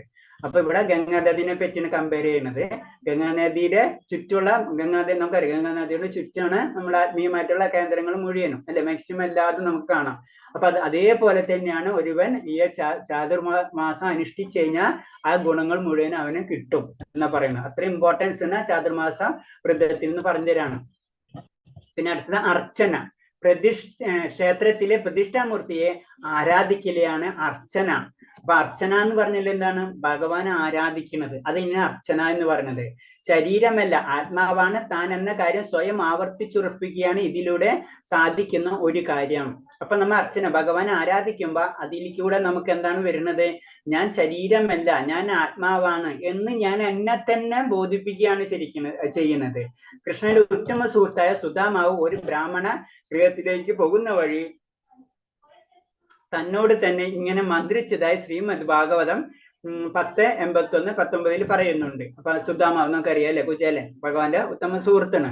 സ്വർഗീയ സമൃദ്ധി, മുക്തി, സർവലോകാധിപത്യം, ഭൗതിക സുഖ സമൃദ്ധ ഐശ്വര്യങ്ങൾ, യോഗസിദ്ധികൾ എന്നിവയിലും കൃഷ്ണ ആരാധിക്കുന്ന എന്ന ഒരൊറ്റ കർമ്മം കൊണ്ട് കൈവരുന്നതാണ്. ആര് പറയുന്നതാണ്? സുദാമാവ് അല്ലെ? പറയണെന്ന് വെച്ച് കഴിഞ്ഞാല് ഏതില് 10-ാം സ്കന്ധത്തിൽ പറയാണ്. കാരണം സ്വർഗീയ സമൃദ്ധി ആയാലും മുക്തിയാണെങ്കിലും, അപ്പൊ നോക്കിയാ സ്വർഗീയ സമൃദ്ധി വേറെ, മുക്തി വേറെ, സർവ്വലോകാധിപത്യം വേറെ, ഭൗതിക സുഖ സൗകര്യങ്ങൾ വേറെ, യോഗസിദ്ധികൾ വേറെ, അങ്ങനെ പല കാര്യങ്ങളും ഉണ്ട് ഇതില്. പല ലെവലുകളുണ്ട്. നമുക്കറിയാം 17-14 ലോകം തന്നെ ഉണ്ടെങ്കിൽ അതിൽ തന്നെ കുറെ ലോകങ്ങള് പറയില്ലേ? നീരലോകം വേറെ അല്ല, വരുണന്റെ ലോകം അത് വേറെ ലോകമാണ്. ഇപ്പൊ ധ്രുവലോകം അത് വേറെ ലോകം. അതേപോലെ തന്നെ ബ്രഹ്മലോകം വേറെ, പരമശിവന്റെ ലോകം വേറെ, ദേവിയുടെ വേറെ ലോകം. അങ്ങനെ അതിൽ തന്നെ കുറെ ലോകങ്ങൾ. അത് കഴിഞ്ഞ വൈകുണ്ഠങ്ങളിലേക്ക് അത് ലോകം വേറെ. വൈകുണ്ഠ ലോകങ്ങൾ തന്നെ അനവധിയാണ്. ഇമേജ് ചെയ്യാൻ പറ്റാത്ത വൈകുണ്ഠ ലോകങ്ങളുണ്ട്. മുക്തിതലങ്ങൾ അത് വേറെ. പിന്നെ മുക്തി കഴിഞ്ഞിട്ട് പിന്നെ നമ്മൾ പഠിച്ചല്ല, മുക്തി, പിന്നെ സിദ്ധി, പലതരം സിദ്ധികൾ അത് വേറെ. അങ്ങനെ അനവധി കാര്യങ്ങൾ. അല്ല ഒന്നും മാത്രമല്ല. നമ്മള് സാധാരണ ചില ഇതില് നമുക്കറിയാം സ്വർഗ്ഗലോകം വരെയുള്ളൂ. പക്ഷെ നമ്മളിതിലല്ല. സ്വർഗ്ഗലോകം എന്ന് പറഞ്ഞാൽ നമ്മളിൽ ഇതിൽ ഏറ്റവും താഴ്ന്നതാണ് സ്വർഗ്ഗലോകം അല്ലെ? ഇപ്പൊ നമുക്ക് മനസ്സിലാവുന്നുണ്ട്. അതിനേലൊക്കെ എത്ര ഉയർന്നതാണ്? സ്വർഗ്ഗലോകത്തിന് കഴിഞ്ഞ് ജനലോകം, തപോലോകം എന്നൊക്കെ പറഞ്ഞിട്ട് ബ്രഹ്മലോകം വരെ പോകുന്നുണ്ട്. പിന്നെ അപ്പുറത്ത് വേറെ ലോകങ്ങൾ. അങ്ങനെ അനവധി ലോകങ്ങളാണുള്ളത്. അപ്പൊ പറഞ്ഞു വന്നതിന് സുധമ പറയുന്നത് എന്താണ്? ഒന്നുമല്ല. ഏത്? ഭഗവാനെ ആരാധിക്കുന്ന ഒരൊറ്റ കർമ്മം കൊണ്ട് കൈവരുന്നത്. അത് ഇമേജ് ചെയ്യാൻ പറ്റില്ല. അതായത് ഒരു തുള്ളി വെള്ളവും സമുദ്രം പോലെ കമ്പയർ ചെയ്യാൻ പറ്റുള്ളൂ. ഇങ്ങനത്തെ ഈ സിദ്ധികളാണെങ്കിലും ഈ മുക്തികളാണെങ്കിലും ഒക്കെ. ഏതിലാ പറഞ്ഞ? ഭാഗവതത്തില് 10-ാം സ്കന്ധത്തില് സുധമ, അതായത് കുചേലൻ പറയുന്ന പോയിന്റാണത്. സുധമാവിന്റെ ഈ മന്ത്രിക്കലിന്റെ കാരണം ഇതാണ്. ഒരു ബ്രാഹ്മണ ഗൃഹത്തിൽ ചെന്ന് അല്പം ഭക്ഷണം ചോദിക്കാൻ കൃഷ്ണ ഒരിക്കൽ സുഹൃത്തായ സുധാമാവിനോട് പറഞ്ഞു. ആ ഒരു കഥ പറഞ്ഞു വരുന്നതാണ്. ആ കഥയിൽ ഇങ്ങനെ പറയുന്നത്, ആദ്യം തന്നെ സുധാമാവിന് ഈ മന്ത്രിക്കലിന് കാരണം ബ്രാഹ്മണ ഗൃഹത്തിൽ ചെന്ന് അല്പം ഭക്ഷണം ചോദ്യം കൃഷ്ണൻ സുഹൃത്തായ സുധാമാവിനോട് പറഞ്ഞതാണ്. അവര് ഓട്ടോമാറ്റിക്കായിട്ട് പുറത്ത് പോവല്ല, ഗോക്കളെ നോക്കാനും വേണ്ടി. പ്രത്യേകിച്ച് ഇവിടെ സന്ദീപിനി മഹർഷിയുടെ സമയത്ത് അങ്ങനെ പോണ സമയത്ത് അവിടെ ബ്രാഹ്മണർ ഒരു യജ്ഞം നടത്തുകയായിരുന്നു. കൃഷ്ണനും ബലരാമനും വല്ലാത്ത വിശക്കുന്നതിനാൽ എന്തെങ്കിലും ഭക്ഷണം തരണമെന്ന് യാചിക്കാനാണ് ശ്രീകൃഷ്ണൻ സുദാമാവിനോട് പറഞ്ഞത്. ബ്രാഹ്മണർ ഒന്നും കൊടുത്തില്ല. എന്നാൽ ബ്രാഹ്മണരുടെ ഭാര്യമാർ സ്വാദിഷ്ടമായ ഭക്ഷണ സാധനങ്ങളുമായി നേരെ കൃഷ്ണന്റെ അടുത്തേക്ക് ഓടി. വിശ്വരഹസ്യ വേറെന്താണ് കേട്ടോ, ഈ ലോകത്തിൽ വിഷ്ണു നരിക്കും. വിഷ്ണു രഹസ്യത്തിലും ഇങ്ങനെ പറയുന്നു, ഈ ലോകത്ത് വിഷ്ണുവിന്റെ ആരാധന ഏർപ്പെട്ടിരിക്കുന്നവർ വളരെ വേഗം തന്നെ വൈകുണ്ഠ ലോകമെന്ന ദൈവരാജ്യത്തിന്റെ പരമാനന്ദം അനുഭവിക്കും. അപ്പൊ എന്താണ്, സുദാമാവ് ചെന്ന് ചോദിക്കുമ്പോൾ എന്താണ്, അവര് ഭക്ഷണം കൊടുക്കൂല, ആര്, ബ്രാഹ്മണന്മാര്. പക്ഷെ ബ്രാഹ്മണന്മാരുടെ ഭാര്യമാര് ആ ഭക്ഷണം വേഗം കൊണ്ട് ഭഗവാന് കൊടുക്കും. അപ്പൊ ഭഗവാൻ സന്തോഷിക്കുന്നതോടുകൂടി എല്ലാതും അവർക്ക് തിരിച്ചു കിട്ടാണ്. എല്ലാ സുഖ സൗകര്യങ്ങളും ആയ പരമാനന്ദമായ വൈകുണ്ഠ ലോകം അവർക്ക് ലഭിക്കുകയാണ് ചെയ്യുന്നത്. അതാണ് ഒരു ഭാഗവതത്തിൽ ഒരു കോട്ടിങ് എടുത്ത് പറയാണ്. അപ്പൊ പറഞ്ഞു വന്നത് ഇത്രേ ഉള്ളൂ, ഭഗവാനെയാണ് നമ്മള് ഭഗവാൻ സന്തോഷിച്ചു കഴിഞ്ഞാൽ എല്ലാത്തിനും സന്തോഷമായി എന്നാണ് അത് പോയിന്റ് പറയുന്നത്. അപ്പൊ ഭഗവാനെ നമ്മളെ സന്തോഷിപ്പിച്ചിരിക്കണം.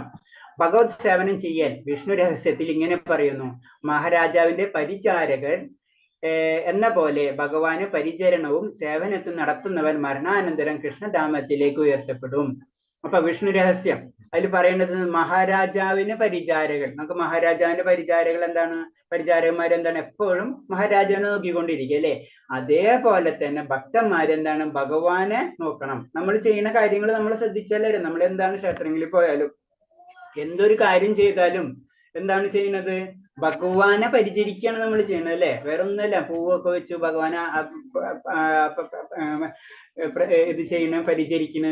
അതേപോലെ തന്നെ ക്ഷേത്രത്തിന് എന്ത് കാര്യങ്ങളും ഭഗവാനെ പരിചരിക്കുകയാണ് അവിടെ ചെയ്യുന്നത്. വേറെ ഒന്നും അവിടെ നമ്മൾ ചെയ്യണില്ല. നമ്മൾ ശ്രദ്ധിച്ചാലറിയാം, അത് ഒരു രാജാവിനെ പരിചരിക്കുന്ന പോലെ തന്നെ ഭഗവാനെ നമ്മൾ പരിചരിക്കുകയാണ്. അത് നമ്മളെ മൂലസ്വരൂപമാണ്. അതിന് പറഞ്ഞത് ഒന്നില്ലെങ്കിൽ നമുക്ക് ഭഗവാനെ പരിചരിക്കുക, അല്ലെങ്കിൽ നമുക്ക് ആരെ പരിചരിക്കുക, മായാശക്തിനെ. ഈ രണ്ടുപേരെയും പരിചരിക്കുക. നമ്മളെ ബേസിക് ആയിട്ട് നമ്മളെ ഡ്യൂട്ടി എന്ന് പറയുന്ന പരിചാരകനാണ് നമ്മൾ. അപ്പൊ എന്താണ്, നമുക്ക് ആരെങ്കിലും പരിചരിച്ചേ പറ്റുള്ളൂ. നമുക്ക് ഒരാളെയും പരിചരിക്കാണ്ടിരിക്കാൻ പറ്റില്ല. ആരെയും നമുക്ക് സഹായിച്ചുകൊണ്ടിരിക്കണം. നമ്മളെ സർവീസിന് അച്ഛൻ, അമ്മ, അങ്ങനെ ഇങ്ങനത്തെ എല്ലാ ബന്ധങ്ങളും അങ്ങോട്ടും ഇങ്ങോട്ടൊക്കെ സഹായിക്കലാണ്. ഒരു രാഷ്ട്രം മറ്റൊരു രാഷ്ട്രത്തിന്, അല്ലെങ്കിൽ നമ്മൾ രാഷ്ട്രത്തിനെ സഹായിക്കുക, അങ്ങനെ സേവനങ്ങളാണ് എല്ലാവരും അങ്ങോട്ടും ഇങ്ങോട്ടും ചെയ്യുന്നത്. ഇതിന്റെ കാരണം എന്ന് പറഞ്ഞാൽ നമ്മുടെ സ്വഭാവം അത് തന്നെയാണ്. നമുക്ക് അങ്ങനെ വെറുതെ ഇരിക്കാൻ പറ്റില്ല, വെറുതെ ഇരിക്കാൻ നമുക്ക് കഴിയില്ല. അപ്പൊ ആരെങ്കിലും നമ്മൾ സേവിച്ചുകൊണ്ടിരിക്കണം. അപ്പൊ ബേസിക് ആയിട്ട് രണ്ട് രീതിയിലുള്ള സേവനമാണ് പറഞ്ഞത്. ഒന്നും ഭൗതിക പ്രകൃതിയെ സേവിക്കുക, അല്ലെങ്കിൽ ഭഗവാനെ സേവിക്കുക. അപ്പൊ നമ്മള് ഭഗവാനെ സേവിക്കാൻ പഠിക്കുക, സേവനം. അപ്പൊ ഭഗവാനെ പരിചരണം സേവനം നടത്തുന്നവർ മരണാനന്തരം കൃഷ്ണധാമത്തിലേക്ക് ഉയർത്തപ്പെടും. ഭാരതത്തിൽ ക്ഷേത്രങ്ങൾ രാജകൊട്ടാരങ്ങളെ പോലെ തന്നെയാണ്. അവ സാധാരണ കെട്ടിടങ്ങളെ പോലെയല്ല. കാരണം വിഗ്രഹാരാധന നടത്തേണ്ടത് രാജാവിന്റെ പരിചാരകർ ചെയ്യുന്ന പരിചരണം പോലെയായിരിക്കും. നമ്മുടെ ക്ഷേത്രങ്ങൾ എന്തുകൊണ്ടാണ് ഇത്രയും വലിയ ക്ഷേത്രങ്ങൾ ഉണ്ടാക്കിയെന്നൊക്കെ എന്തെങ്കിലും ആൾക്കാരൊക്കെ ചോദിക്കും, നമുക്ക് കേട്ടിട്ടുണ്ടാവും അല്ലെ. നമ്മുടെ ക്ഷേത്രം എന്ന് പറയുന്നത് ശരിക്കും ഒരു രാജകൊട്ടാരം തന്നെയാണ്. രാജാവ് എങ്ങനെയാണ്, അതിനേലും വലുതാണ് ഭഗവാൻ അല്ലെ. അപ്പൊ അതേ രീതിയിൽ തന്നെയാണ് ഭഗവാനെ നമ്മൾ ആരാധിക്കുന്നത്. അതാണ്, അങ്ങനെയാണ് ഒരു മഹാരാജാവിനെ പരിചാരകർ ചെയ്യുന്നത് എന്നതുപോലെയാണ് നമ്മൾ വിഗ്രഹാരാധന ചെയ്യുന്നത്. അപ്പൊ അങ്ങനെ ചില ക്ഷേത്രങ്ങളിൽ എപ്പോഴും, ഇപ്പൊ ഇവിടെ പുരി ജഗന്നാഥില്ലേ, അവിടെ എപ്പോഴും ഭഗവാന് പ്രസാദം ഉണ്ടാക്കി കഴിയുമ്പോൾ അടുത്ത പ്രസാദം, അങ്ങനെ പ്രസാദം ഇങ്ങനെ കൊടുത്തുകൊണ്ടിരിക്കുകയാണ് ചെയ്യാൻ. അങ്ങനെ പല ക്ഷേത്രത്തിലും പല ചിട്ടാവട്ടങ്ങളുണ്ടാവും. എന്തു തന്നെയായാലും ഭഗവാന് ആ സമയത്ത് എന്താണ്, മഹാരാജാവിനെ പോലെ തന്നെയാണ്. എല്ലാതും ഭഗവാനെ സ്തുതിക്കണ്, ഭഗവാന് പിന്നെ എന്താണ്, ഭഗവാന്റെ പൂജാവിധികൾ ചെയ്യണം, ഭഗവാനെ കുളിപ്പിക്കണം, ഭഗവാനെ അങ്ങനത്തെ കാര്യങ്ങൾ എല്ലാതും ഭഗവാന്റെ കാര്യങ്ങൾ ചെയ്തുകൊണ്ടിരിക്കുകയാണ് അവിടെ. എന്തിനാ ചെയ്യുന്നത്, അതിന് പരിചാരകരാണ്. നമ്മളെല്ലാവരും ഭഗവാന്റെ പരിചാരകരാണ്. അപ്പൊ നമ്മൾ ഭഗവാനെ സേവിക്കുകയാണ്. അതിൽ നമ്മൾ ആനന്ദം നമുക്ക് ലഭിക്കുകയാണ് ചെയ്യുന്നത്. ഏതാനും നിമിഷമെങ്കിലും ഭഗവാന്റെ ക്ഷേത്രത്തിൽ കഴിഞ്ഞുകൂടിയാൽ അയാൾക്ക് ഈശ്വരന്റെ സർവസാഹിത്യത്തെ സർവസായിയായ രാജ്യം കൈവരും. ഇത് നാരദീയ പുരാണവും പറയുന്നുണ്ട്. അപ്പൊ നാരദീയ പുരാണത്തിലും പറയുന്നത് എന്താണ്, ഭഗവാന്റെ ക്ഷേത്രത്തിൽ, കാരണം അത്രയും വലിയൊരു കൊട്ടാരമാണ് അല്ലെ ക്ഷേത്രം എന്ന് പറയുമ്പോ, ആ കൊട്ടാരത്തിൽ കഴിഞ്ഞുകൂടിയാലാണ് എല്ലാവരും ഭഗവാന്റെ സേവനത്തിലാണ്, എല്ലാവരും ഭക്തിയിലാണ് ആ സമയത്ത് അല്ലെ. നമ്മളെ ക്ഷേത്രങ്ങളിൽ പരിപാടികൾ പലതുണ്ടാവും, നൃത്തം, അതും ഇതൊക്കെ എന്താ ചെയ്യുന്നത്? അൾട്ടിമേറ്റ് എല്ലാതും ഭഗവാന് വേണ്ടി ചെയ്യുന്ന കാര്യങ്ങളാണ്. അപ്പൊ അറിയാതെ തന്നെ നമ്മളിലും ആ ഒരു ശക്തി, ആ ഭക്തി നമ്മളിലെ വരും. അത് കാരണം കൊണ്ടാണ് നമ്മൾ ഇങ്ങനത്തെ ക്ഷേത്രങ്ങളിൽ പോകണം, അവിടെ നിൽക്കണം, അവിടുത്തെ കാര്യങ്ങളിൽ പങ്കുകൊള്ളണം എന്നൊക്കെ പറഞ്ഞതിന്റെ കാര്യങ്ങൾ. ശ്രീമദ് ഭാഗവതത്തിൽ 4-ാം സ്കന്ധത്തില് 21-31 മഹാരാജാവ് പൃഥു പ്രജകളോട് പറയുന്നു, പതിതമായ ബദ്ധാത്മാക്കൾക്ക് മുക്തി കൊടുക്കണമെന്നത് യഥാർത്ഥ ഭഗവാൻ ശ്രീഹരിയാണ്, ദേവന്മാർക്ക് ഈ സിദ്ധിയില്ല. അദ്ദേഹത്തിന് 4-ാമത്തെ സ്കന്ധത്തിൽ പറഞ്ഞു തരണം. 4-ാം ഭാഗവത്തില് 4-ാമത്തെ സ്കന്ധത്തില് ക്ലിയർ ആയിട്ട് പറഞ്ഞുതരും. ആര് പറഞ്ഞു? പൃഥ്വിരാജാവ് അല്ലെ, പ്രജകളോട് പറയുന്നതാണ് പതിതമായ ബദ്ധാത്മാക്കൾ. അപ്പൊ നമ്മള് പതിതമാണ്, നമുക്കറിയില്ല എന്താ ചെയ്യേണ്ടതെന്നും ചെയ്യേണ്ടത് കാര്യം അറിയില്ല, ചെയ്യാത്ത കാര്യം അറിയില്ല നമ്മള്. അങ്ങനെയുള്ള വ്യക്തികൾക്ക് മുക്തി കൊടുക്കുന്നത് യഥാർത്ഥത്തിൽ ഭഗവാൻ ശ്രീഹരിയാണ്. ഭഗവാനാണ് മുകുന്ദൻ, നമുക്കറിയാം, മുക്തി കൊടുക്കുന്നത്. ദേവന്മാർക്ക് ഈ സിദ്ധി ഇല്ല, കാരണം അവരും ബദ്ധാത്മാക്കളാണ്. ഒരു ബദ്ധാത്മാവിനെ മറ്റൊരു ബദ്ധാത്മാവിനെ മോചിപ്പിക്കാനാവില്ല. കൃഷ്ണന്റെ യഥാർത്ഥ പ്രതിനിധിക്കോ മാത്രമേ മുക്തി നൽകാൻ കഴിയുള്ളൂ. അപ്പൊ അവിടെ സംഭവിക്കുന്നത് എന്താണ്? ദേവന്മാർക്ക് മുക്തി നൽകാനുള്ള കഴിവൊന്നുമില്ല. അവർക്ക് പവറൊക്കെ ഉണ്ട്, പക്ഷെ ഇത്രയും വലിയ പവർ ഇല്ല. അതാണ് അതിന്റെ പ്രത്യേകത. ഇപ്പൊ നമുക്ക് ചെക്ക് കിട്ടിക്കഴിഞ്ഞാല് നമുക്കറിയാം, ബാങ്കിൽ പോയി കഴിഞ്ഞാൽ നമ്മളെ അക്കൗണ്ടിൽ പൈസ ഉണ്ട്, നമ്മൾ ബാങ്കിൽ ചെക്ക് എഴുതി കൊടുത്തു കഴിഞ്ഞാൽ ആ ക്ലർക്ക് എന്ത് ചെയ്യും? അത് നോക്കി പൈസ ഉണ്ടോന്ന് ഉണ്ടെങ്കിൽ നമുക്ക് പൈസ തരും. അല്ലാണ്ട് പൈസ ഇടാൻ പറ്റില്ല. ആർക്ക്? പൈസ ഇല്ലെങ്കിൽ പൈസ ഇല്ല എന്ന് മാത്രമേ പറയാൻ പറ്റുള്ളൂ. എന്ന് പറഞ്ഞ പോലെ തന്നെയാണ് ഏത് ദേവന്മാരുടെ കാര്യം. ആ പവർ അവര് നമുക്കായിട്ട് അത് ചെക്ക് ചെയ്തിട്ട് നമ്മള് ആ ക്വാളിഫൈഡ് ആണെന്ന് ചെക്ക് ചെയ്യണത് ദേവന്മാരാണ്. അത് ചെക്ക് ചെയ്ത് നമ്മൾ ഓക്കെ ആണെന്ന് വെച്ച് കഴിഞ്ഞാൽ ഭഗവാൻ തന്നിട്ടുള്ള കാര്യം നമുക്ക് ഇങ്ങോട്ട് എടുത്തു തരും, അല്ലെങ്കിൽ അത് തരികയില്ല. അതിന് ഭഗവാൻ ഇതിലൊന്നും നേരിട്ട് ബന്ധമില്ല എന്ന് പറയുന്നതിന്റെ കാരണം തന്നെ അതിന് അതിൻ്റെതായ ഡിപ്പാർട്ട്മെന്റ് ഉണ്ട്, അതിനേതുള്ള ദേവന്മാരുണ്ട്, അവരാണ് എല്ലാ കാര്യങ്ങളും നോക്കണം. അതാണ് അതിന് മനസ്സിലായി. അപ്പൊ ഭഗവാൻ അതിന് പറഞ്ഞത് ദേവന്മാർക്ക് ഒരിക്കലും അങ്ങനത്തെ ഉള്ള ശക്തിയില്ല, മുക്തി തരേണ്ട പവർ ഭഗവാന് മാത്രമുള്ളൂ. പിന്നെ പാട്ടുപാടല് നമുക്കറിയാം, നമ്മളെ ക്ഷേത്രങ്ങളിൽ പാട്ട് പാടാറുണ്ട് അല്ലേ? ഭഗവാനെ പ്രകീർത്തിച്ച് സ്തോത്രങ്ങൾ പാടുന്നതിനെ കുറിച്ച് ലിംഗപുരാണത്തിൽ പ്രസ്താവന. ഇപ്പൊ എത്ര പുരാണമായി? ലിംഗപുരാണം, ഇപ്പൊ നാരദീയ പുരാണം, പിന്നെ എന്താണ് നാരായണീയ പുരാണം, ഭവിഷ്യ പുരാണം, എത്ര പുരാണങ്ങളാണ് കൊട്ടിയുന്നത്? ലിംഗപുരാണത്തില് പറയുന്നത് ഭഗവാന്റെ മഹിമയെ സ്തുതിച്ച് പാട്ട് പാടുന്ന ബ്രാഹ്മണൻ തീർച്ചയായും ഭഗവാന്റെ ലോകത്തിലേക്ക് ഉയർത്തപ്പെടും. ശിവപെരുമാളിന്റെ പ്രാർത്ഥനകളെക്കാൾ കൂടുതലായി ഭഗവാൻ ഇഷ്ടപ്പെടുന്നത് ഈ ഗാനങ്ങളെയാണ്. അപ്പൊ ശിവപെരുമാളാണ് ശരിക്കും നമുക്കറിയാം ഭഗവാൻ അല്ലെ, പരമശിവനാണ് ഭഗവാന്റെ ഏറ്റവും വലിയ ഭക്തൻ എന്ന് പറയുന്നത്. ആ പെരുമാളിന്റെയും ഭഗവാനെ അതിനേലും ഇഷ്ടപ്പെടുന്നു എന്ന് പറഞ്ഞാൽ എന്താണ്? ഭഗവാൻ ഭക്തനെ അതേ രീതിയിലാണ് കാണുന്നത്. അതിന്റെ അർത്ഥം ശിവന്റെ പാട്ട് ഏറ്റവും കുറവെന്നല്ല, അങ്ങനെയല്ല മനസ്സിലാക്കേണ്ടത്. നമ്മൾ ചെയ്യുന്ന ഒരു ചെറിയ കാര്യമാണെങ്കിലും ഭഗവാൻ അതൊരു വലിയ കാര്യം പോലെയാണ് എടുക്കുന്നത്. അതാണ് മനസ്സിലാക്കേണ്ടത്. അതാണ് നമ്മൾ ഭഗവാനെ സ്തുതിച്ചിട്ടുള്ള കാര്യങ്ങൾ നമ്മൾ ചെയ്യാൻ പറ്റുന്നതൊക്കെ നമ്മൾ സ്തുതിക്കണം എന്ന് പറയുന്നതിന്റെ കാരണം. ഓക്കെ, അടുത്തത് സങ്കീർത്തനം. സങ്കീർത്തനത്തിനെ പറ്റി പറയുമ്പോ ലീലാവിലാസങ്ങൾ, ഗുണഗണങ്ങൾ, രൂപം തുടങ്ങിയവയെ കുറിച്ച് ഉറക്കെ പാടുമ്പോൾ അത് സങ്കീർത്തനമായി. സംഘം ചേർന്ന് ഭഗവാന്റെ തിരുനാമം ജപിക്കുന്നതിന് സങ്കീർത്തനം, സംഘം ചേർന്നിട്ട് കീർത്തിക്കുക, അതാണ് സങ്കീർത്തനം എന്ന് പറയുന്നത് അല്ലെ. അപ്പൊ അങ്ങനെ ചെയ്യുമ്പോ അതെന്താണ്? ഭഗവാന്റെ ലീലാവിലാസങ്ങൾ, ഗുണഗണങ്ങൾ, രൂപം തുടങ്ങിയവയെ കുറിച്ച് പാടുന്നത്. അപ്പൊ ഇവിടെ ഒക്കെ നോക്കിയേ, ഭഗവാന്റെ നമ്മളെന്താണ്? ഭഗവാൻ അൾട്ടിമേറ്റ് ആണ്. അപ്പൊ ഭഗവാനെ പറ്റി നമ്മൾ സ്തുതിച്ചുകൊണ്ടിരിക്കുകയാണ്. അത് ഏത് രീതിയിലാണെങ്കിലും ഒന്നിനെ സ്തുതിക്കുക. ഇപ്പൊ നമ്മള് ഭഗവാന്റെ ഗുണങ്ങൾ പാടാ, കീർത്തനങ്ങൾ പാടാ, ഇതൊക്കെ എന്താണ്? ഭഗവാനെ നമ്മൾ ഉയർത്താണ്, ഭഗവാനെ എന്നുള്ള രീതിയിൽ സ്തുതിച്ചുകൊണ്ടിരിക്കുകയാണ് ചെയ്യുന്നത്. അതാണ് നമ്മൾ ചെയ്യേണ്ടത്. സംഘം ചേർന്ന് സ്തുതിഗീതം പാടുന്ന സമ്പ്രദായത്തെ സംബന്ധിച്ച് വിഷ്ണു ധർമ്മം ഇങ്ങനെ പറയുന്നു: രാജൻ ജന്മജന്മാന്തരങ്ങളിൽ സഞ്ചയിച്ചു കൂടിയിട്ടുള്ള പാപകർമ്മയുടെ ബലം മുഴുവൻ വേരോട് പിഴുത്തു കളയത്തക്ക വിധത്തിൽ മംഗളദായകമാണ് കൃഷ്ണൻ എന്ന പദം. അതൊരു വസ്തുതയാണ്. കാരണം കൃഷ്ണ എന്നുള്ള ശബ്ദത്തിന്റെ പ്രത്യേകത പറയാണ്, ഏതിലും വിഷ്ണു ധർമ്മത്തിൽ പറയാണ്. കാരണം നമ്മൾ ജന്മജന്മാന്തരമായിട്ടുള്ള സഞ്ചയിച്ചു കൂട്ടില്ല, അന്ന് സഞ്ചിത കർമ്മങ്ങൾ എന്ന് പറയുന്നത് അല്ലെ. അങ്ങനെ ആ പാപകർമ്മങ്ങളെ മുഴുവൻ വേരോട് പിഴുതു കളയാൻ പറ്റുന്ന പറയുന്നത്, അല്ലാണ്ട് കളയാന്നല്ല, വേരോട് തന്നെ. അതാണ് ഭഗവാന്റെ ശബ്ദത്തിന് കൃഷ്ണ. ഞാൻ പറഞ്ഞിട്ടുണ്ട്, കൃഷ്ണ എന്നുള്ള ശബ്ദം വളരെ പ്രത്യേകതയുള്ള ശബ്ദമാണ് അല്ലെ. നമുക്കറിയാതെ കൃഷ്ണ എന്ന് നമ്മളൊരു ഉള്ളു തട്ടി 2 പ്രാവശ്യം വിളിച്ചു നോക്കിയാൽ അപ്പൊ കൃഷ്ണ എന്നുള്ള ശബ്ദത്തിന്റെ പ്രത്യേകത നമുക്ക് മനസ്സിലാക്കാൻ പറ്റും. വളരെ സിമ്പിൾ ആണ്. നമ്മൾ ഉള്ളറിഞ്ഞിട്ട് ഒരു മൂന്ന് പ്രാവശ്യം കൃഷ്ണ എന്നൊന്ന് വിളിച്ചാൽ മതി. അപ്പൊ അറിയും കൃഷ്ണ എന്നുള്ള വാക്കിന്റെ ബലം നമുക്ക് മനസ്സിലാക്കാൻ പറ്റും. അപ്പൊ അത് മനസ്സിലാവണില്ല എന്ന് മാത്രമേ ഉള്ളൂ. അത് കളയാൻ തക്ക വിധത്തിലുള്ള കൃഷ്ണ എന്ന പദമാണ്, പദം മനസ്സിലായ, അല്ലാണ്ട് ഭഗവാൻ എന്നുള്ള വേർഡ് എന്നല്ല പറഞ്ഞു. ആ പദം തന്നെ ഭഗവാനാണ്. അതാണ്, അതൊരു വസ്തുതയാണ്. അത് നമ്മൾ മനസ്സിലാക്കിയിരിക്കണം. കൃഷ്ണന്റെ തിരുനാമം ഒരിക്കൽ പറയുന്നവന് അയാൾ ചെയ്തു കൂട്ടിയ ആവുന്ന പാപങ്ങളെക്കാൾ കൂടുതൽ പാപകർമ്മങ്ങളുടെ ബലത്തെ മുഴുവൻ ഇല്ലായ്മ ചെയ്യാൻ കഴിയും. അപ്പൊ ഭഗവാന്റെ ഒരു നാമം ജപിക്കുന്നതുകൊണ്ട് നമ്മൾ ചെയ്ത പാപമല്ല, ഇനി വരാനിരിക്കുന്ന പാപം അടക്കം മാറ്റിക്കളയാൻ പറ്റുന്നു. നാളെ ഞാൻ ഇന്ന പാപം ചെയ്യാമായിരിക്കാം, ആ പാപത്തിനെ തന്നെ കരിച്ചു കളയാനുള്ള ശക്തി എന്തിനുണ്ട്? ഭഗവാന്റെ നാമത്തിനുണ്ട്. പാപിക്ക് അസംഖ്യം പാപകർമ്മങ്ങൾ ചെയ്യാൻ കഴിയും. എന്നാൽ കൃഷ്ണനിൽ നിന്ന് ഒറ്റത്തവണ അത് കൃഷ്ണ എന്ന ഒറ്റത്തവണ ഉച്ചരിക്കുമ്പോൾ തുടച്ചു നിൽക്കാനാവാത്ര പാപം ചെയ്യാൻ അയാൾക്ക് ആവില്ല. കാരണം ഭഗവാന്റെ നാമത്തിന്റെ പവറിനെ പറ്റി പറയണാണ്. കാരണം നമുക്ക് ഒരു പാപം ചെയ്യണതിന് ഒരു കണക്കുണ്ട് അല്ലേ? ഇത് ഭഗവാന്റെ നാമത്തിൽ എന്ന് പറഞ്ഞത് എത്ര നിങ്ങൾ പാപം ചെയ്യുന്നുവോ ആ പാപത്തെ മുഴുവൻ കരിച്ചു കളയാനുള്ള ശക്തി ഭഗവാന്റെ നാമത്തിനുണ്ട്. അപ്പൊ അതിന്റെ അർത്ഥം നന്ന പിന്നെ നാമം അങ്ങനെയല്ല, നമ്മൾ അത് എടുക്കേണ്ട രീതി. അത് ഞാൻ പറഞ്ഞ അറ്റ്ലീസ്റ്റ് നമ്മള് 4 അല്ലെങ്കിൽ 8 പ്രാവശ്യം നാമം ജപിക്കുന്നത് പറയണത്. അല്ലെങ്കിൽ നമ്മൾ ഇങ്ങനത്തെ ചോദ്യങ്ങൾ അപ്പോൾ ഉള്ളിൽ വരും, അത് നമ്മൾ ശ്രദ്ധിക്കുക. കാരണം അങ്ങനെ പിന്നെ നാമം കണ്ട് ചൊല്ലിട്ട് നമുക്ക് ഇഷ്ടത്തിനാണ് ജീവിച്ചാൽ പോലെ എന്നുള്ള ചോദ്യങ്ങൾ. അതാണ് പറഞ്ഞത് നമ്മൾ ഭഗവാന്റെ നാമം നമ്മൾ ജപിച്ചിരിക്കണം എന്ന് പറയുന്നത്. അത് ഹരേർനാമ കേവല നാസ്തൈവ ഗതിരന്യത. അതെപ്പോഴും നമ്മുടെ മൈൻഡിൽ ഉണ്ടായിരിക്കണം. അതാണ് മെയിൻ മന്ത്രം. മഹാരാജാവ് പ്രഹ്ലാദൻ ഭഗവാനോട് ഭാഗവതം 7:18 ഇങ്ങനെ പ്രാർത്ഥിക്കും. ഭഗവാന്റെ നരസിംഹമൂർത്തെ, എന്നെ അങ്ങയുടെ ഭൃത്യന്റെ നിലയിൽ ഉയർത്തണമെങ്കിൽ അങ്ങയുടെ ലീലാവിലാസങ്ങളെ കുറിച്ച് എനിക്ക് കേൾക്കാൻ കഴിയുമായിരുന്നു. അങ്ങാണ് പരമോന്നതമായ സുഹൃത്ത്, ഏറ്റവും ആരാധനായ മൂർത്തി. അങ്ങയുടെ ലീലാവിലാസങ്ങൾ സർവശായിയാണ്. അവയെക്കുറിച്ചുള്ള ശ്രവണം പോലും സ്വന്തം പാപകർമ്മങ്ങൾ നേരിടാൻ പര്യാപ്തമാണ്.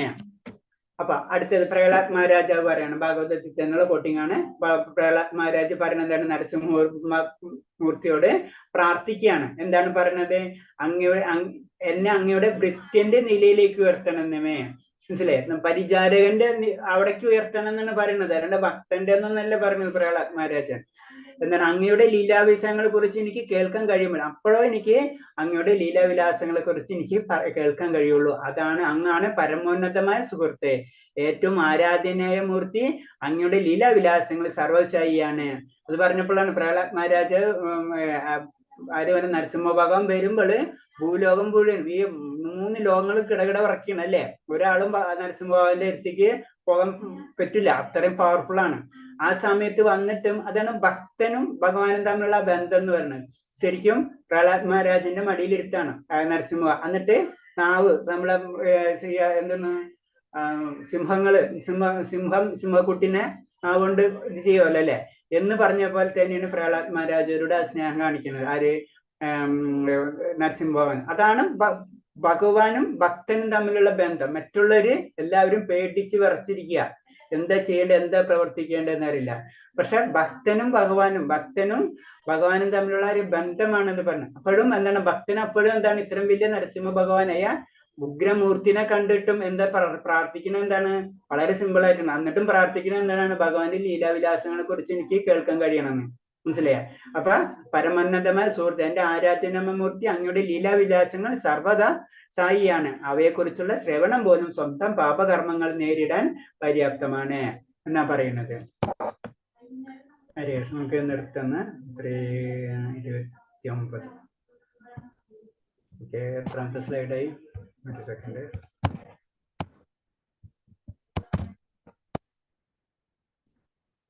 ാമത്തെ സ്ലൈഡ് കേട്ടോ. ഹരേഷണം അടുത്തോട്ടോ. തീരൂല്ല, നമ്മളെന്തായാലും തീരൂല്ല. 21 ആയിട്ടുള്ളൂ. ഇത്തിരി വലിയ ചാപ്റ്ററാണ്. ഹരേഷ്, ഇത് പറഞ്ഞാൽ എന്തെങ്കിലും സംശയം ഉണ്ടെങ്കിൽ ചോദിക്കും. മാതാജി ആരെ ചോദിച്ചല്ലോ? ഹരേഷണ. ഹരേ കൃഷ്ണ പ്രഭുജി, ഞാനായിരുന്നു ചോദിച്ചത്. നമ്മള് പ്രഭുജി പറഞ്ഞു നമ്മള് അങ്ങനെ എന്താ പറയാ, മഹാവിഷ്ണുവിന്റെ ക്ഷേത്രത്തിൽ ചെല്ലുമ്പോ നമ്മള് വലം വെക്കണ കാര്യമൊക്കെ നമ്മള് സംസാരിച്ചല്ലോ.